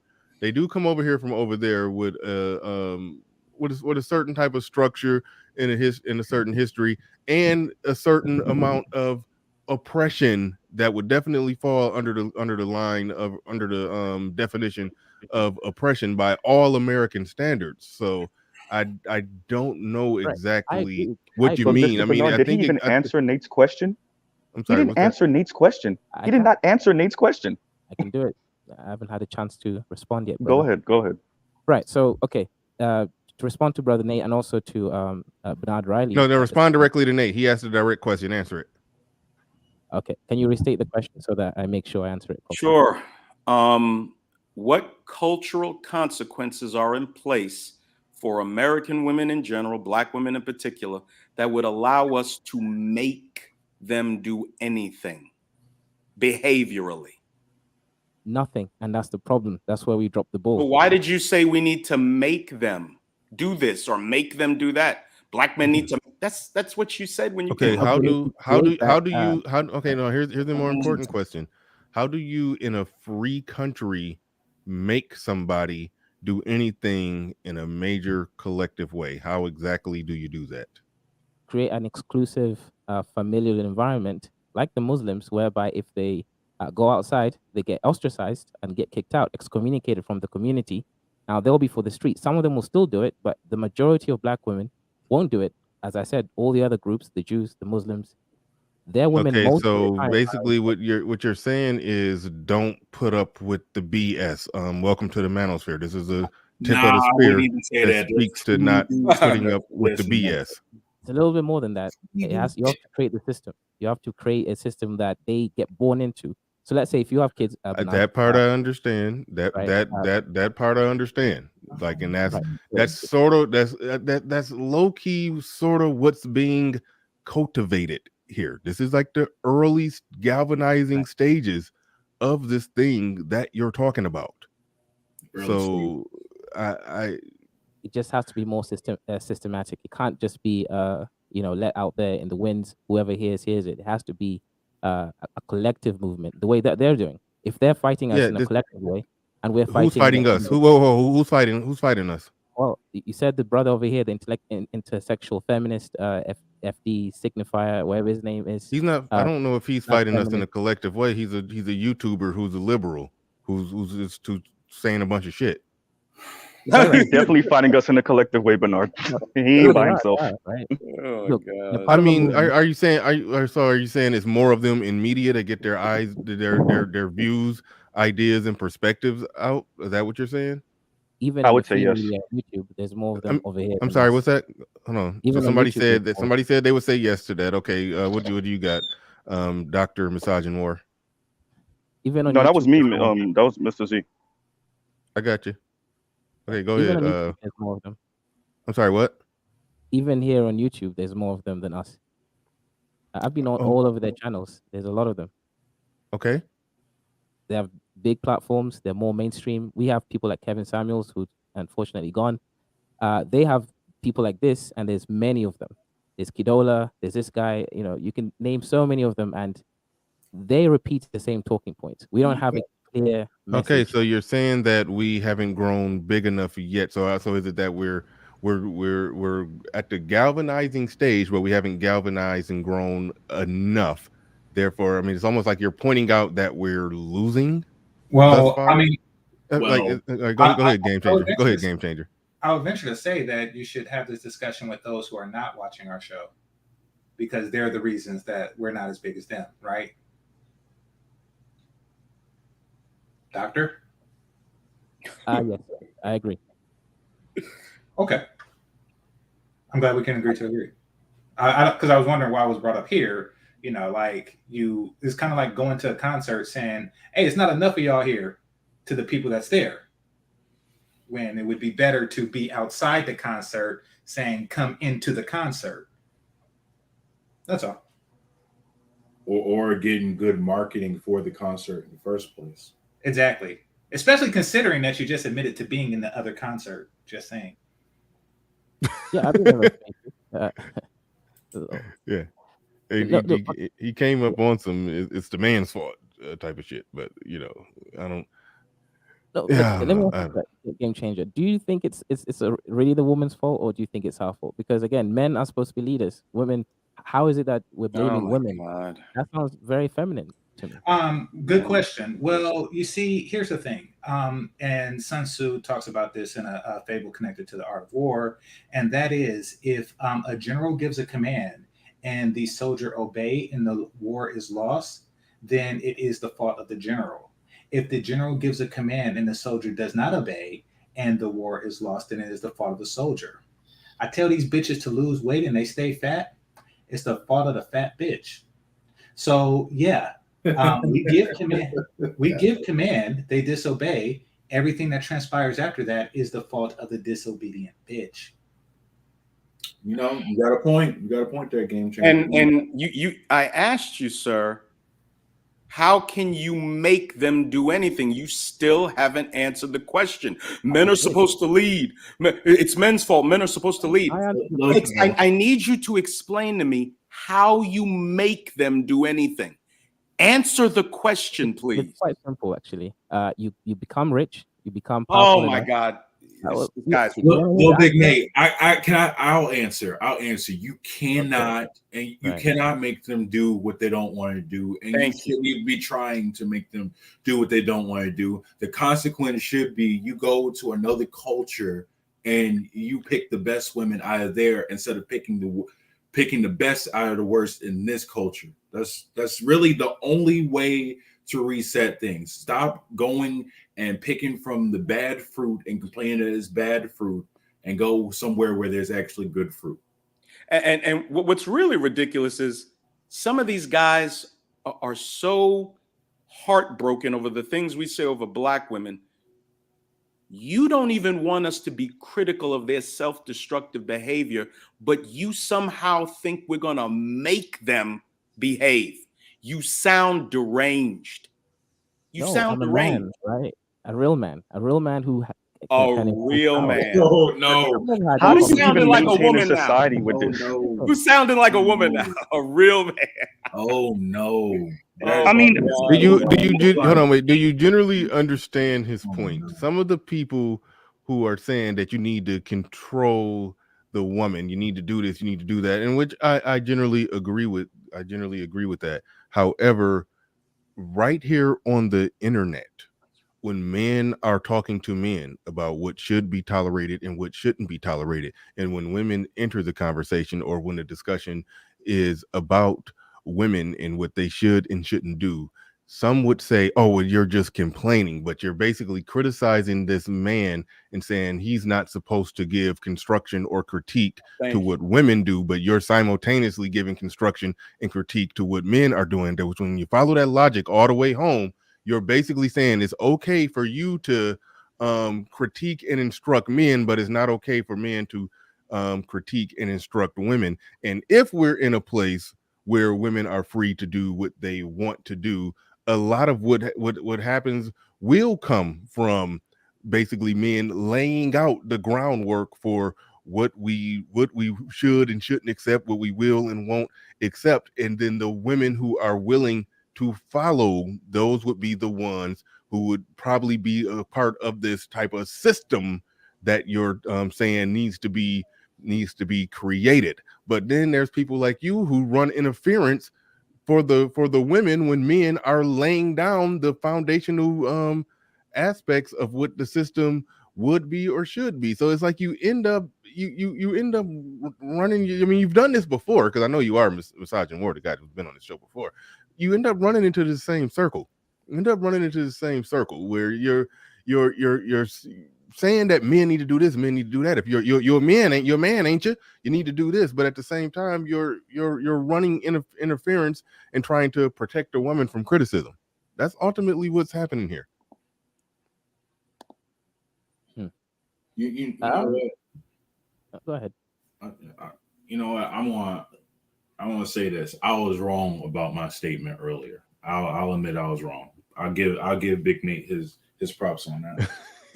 No problem, dog. No, I see the light. I'm not afraid to admit when I'm wrong. You got a little Big Nate. Nah, all it is, bruh, is there's so many, and I deal with this like women will come to my channel and be in the chat. Well, Nate, what about the men? What about the men?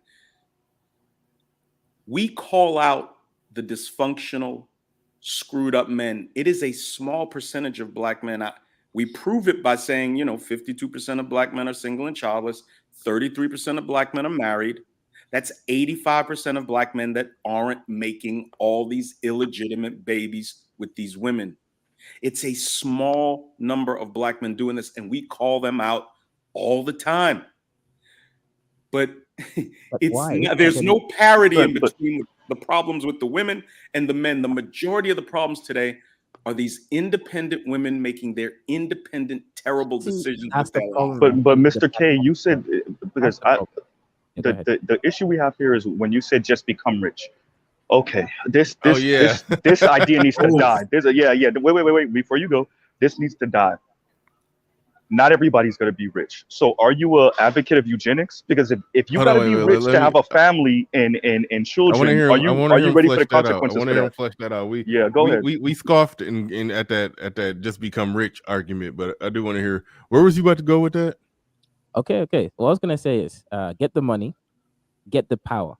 The reason why black women are having children with Pookies and Ray Rays is because in our culture, that is seen as people at the front, even gangbangers, right? Because not a lot of us are seen, business working out, getting lots of money the legitimate way. So they go for these other guys. Hence why they keep having children out of wedlock, etc. So if we, let's say the typical black man, gets the power, gets the money, gets the respect from other white people, because in our culture, black women respect white men more than respect us, right? So if we get those power, we can then put those rules and we can enforce them easier. Because if that woman wants to be with the person that has all that power and that money, she's gonna have to. Are you talking about at an individual level? No. You're talking about an individual man. Hold on, wait. Time out. Just a real important question. Are you talking about an individual man having individual money and power and using that to facilitate a better outcome from him for himself? No, I want the individual man, the individual money, to come together with other individual black men and make it very clear that they're building this specific system that's going to be exclusionary to all the other blacks that are not. Okay, so only really successful men with money are going to be in this exclusive system. Sounds like a proletariat to me. Hold on, hold on, hold on, hold on. Money or power. Yeah, it doesn't have to be money, but if you also have power that's equivalent to the money. Okay, so only men with only the men with individual money or power are going to be a part of this exclusive system. Yes. This is comic book shit. Okay. No, I mean that's kind of how it's always been in history. Okay, all right. What I'm just curious, what percentage of let's just say white men do you think have money and power? Thank you. I would say about 20%. You crazy. 20. Okay, 20% are in the top 20 percentile, but what is the top 20 percentile? Like, what do you consider money?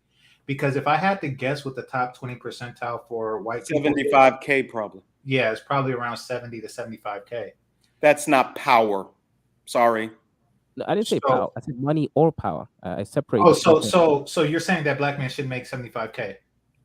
At minimum 75K. Okay, so I don't know the 15% or so of black men that make 75K need to just make some 75K club and then build some systems and networks and the women that want to come in and act right under that. I mean, Okay, all right. well, let me say this. Let me ask you this. The richest black man I know of is Robert Smith. And then there's Tiger Woods and people like that. Where are the cooperative bitches, black bitches, surrounding these guys? Curious. Problem is they haven't created their own society whereby we got to create our own. So they got to. They got to. Very quick, because I feel the goalpost being moved. So in addition to becoming wealthy, you have to create a separate society. How long does it take to do something like that? It depends on how we're willing to work together and how specific we are. Roughly, how long does it take to do something like that? Curious. Look, realistically, 10 years. Okay, so. Where do they hold the white guys working together meeting at? Yeah. Where do they hold that big fucking meeting at? Actually, white guys have it all the time. Really? Here's the problem. 40 million white guys coming together. Gotcha. No. It's like hundreds of white guys coming together in specific areas because white guys control most of these corporate environments. And I've been to these spaces. They meet up together. They go into this, very exclusive rooms where they discuss. They meet. They allow some women to come in as well, and that's how they find wives who are supportive. And you're talking about black men doing that, not 4 and 5 and 6 number group of men. Here's the problem. We shouldn't even if we were going to go by your premise of make more money and gain more power, the worst thing you can do is try to do that in this society to make women act right. And where they can easily take and transfer that wealth to themselves. That's the worst thing you can do is to gain all that money. Let's go with his premise for a second. Let's just say that that we have a society of successful black men, all of whom make over 75K. I call those basketball teams, right? So we have basketball teams and they get together and oh my God. They talk about how they have so much fucking money. But then every now and again, you have somebody like, I don't know, Brittany Renner, who comes in and says, hey, fuck all of you, I'm taking some of this money for myself. Same with like Tyrese Gibson and stuff like that. I mean, because millionaires do have millionaire friends. And you can call that a society or a small society, as you described with white people. Yet they, just like white people, still get taken.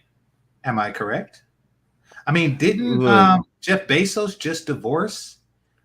His wife became a billionaire. Yeah. All right. Let me just. I'd love to hear how this society is really helping these guys. I'm curious. Okay. So they have the society, but they don't have the red pill talking points. You have to have all the ingredients. All right, man. All right. Okay, so this is what I interpret that. If I could line up the shifts, we have get rich. Mm-hmm. Then you get the network. Then you get the red pill talking points. Not in that order. Whoa, you have to build a society too. No, that was step 2. That was step 2. Oh, okay. Now, because it's easier to actually get the red pill talking points before getting rich, isn't that why we're here? Your thoughts, Doctor? Yes, and I think it's a good Okay, start over here. so in your plan, we are already committing step 3. Therefore, we should just do step 1 and 2. So, did you come up here to tell us to get rich? Oh, okay. No, is that your profound advice? I'm curious. Like, is your profound advice is to get rich? Because I do that. What you just did, I do that all the time. Because like by the train tracks is where a lot of homeless in the Bay Area gather because of the good weather. And every now and again, I just walk by, yell out the window, "Get rich," because that makes me feel better about my own economic circumstances. So, is that what you're doing here? No. I think the society thing, yes, you're right. It's being built over here in this Manosphere space. But I want it to be more, as I want it to be more explicit. I think it's too implicit at this point. It's too disorganized and misguided. Not misguided, disorganized.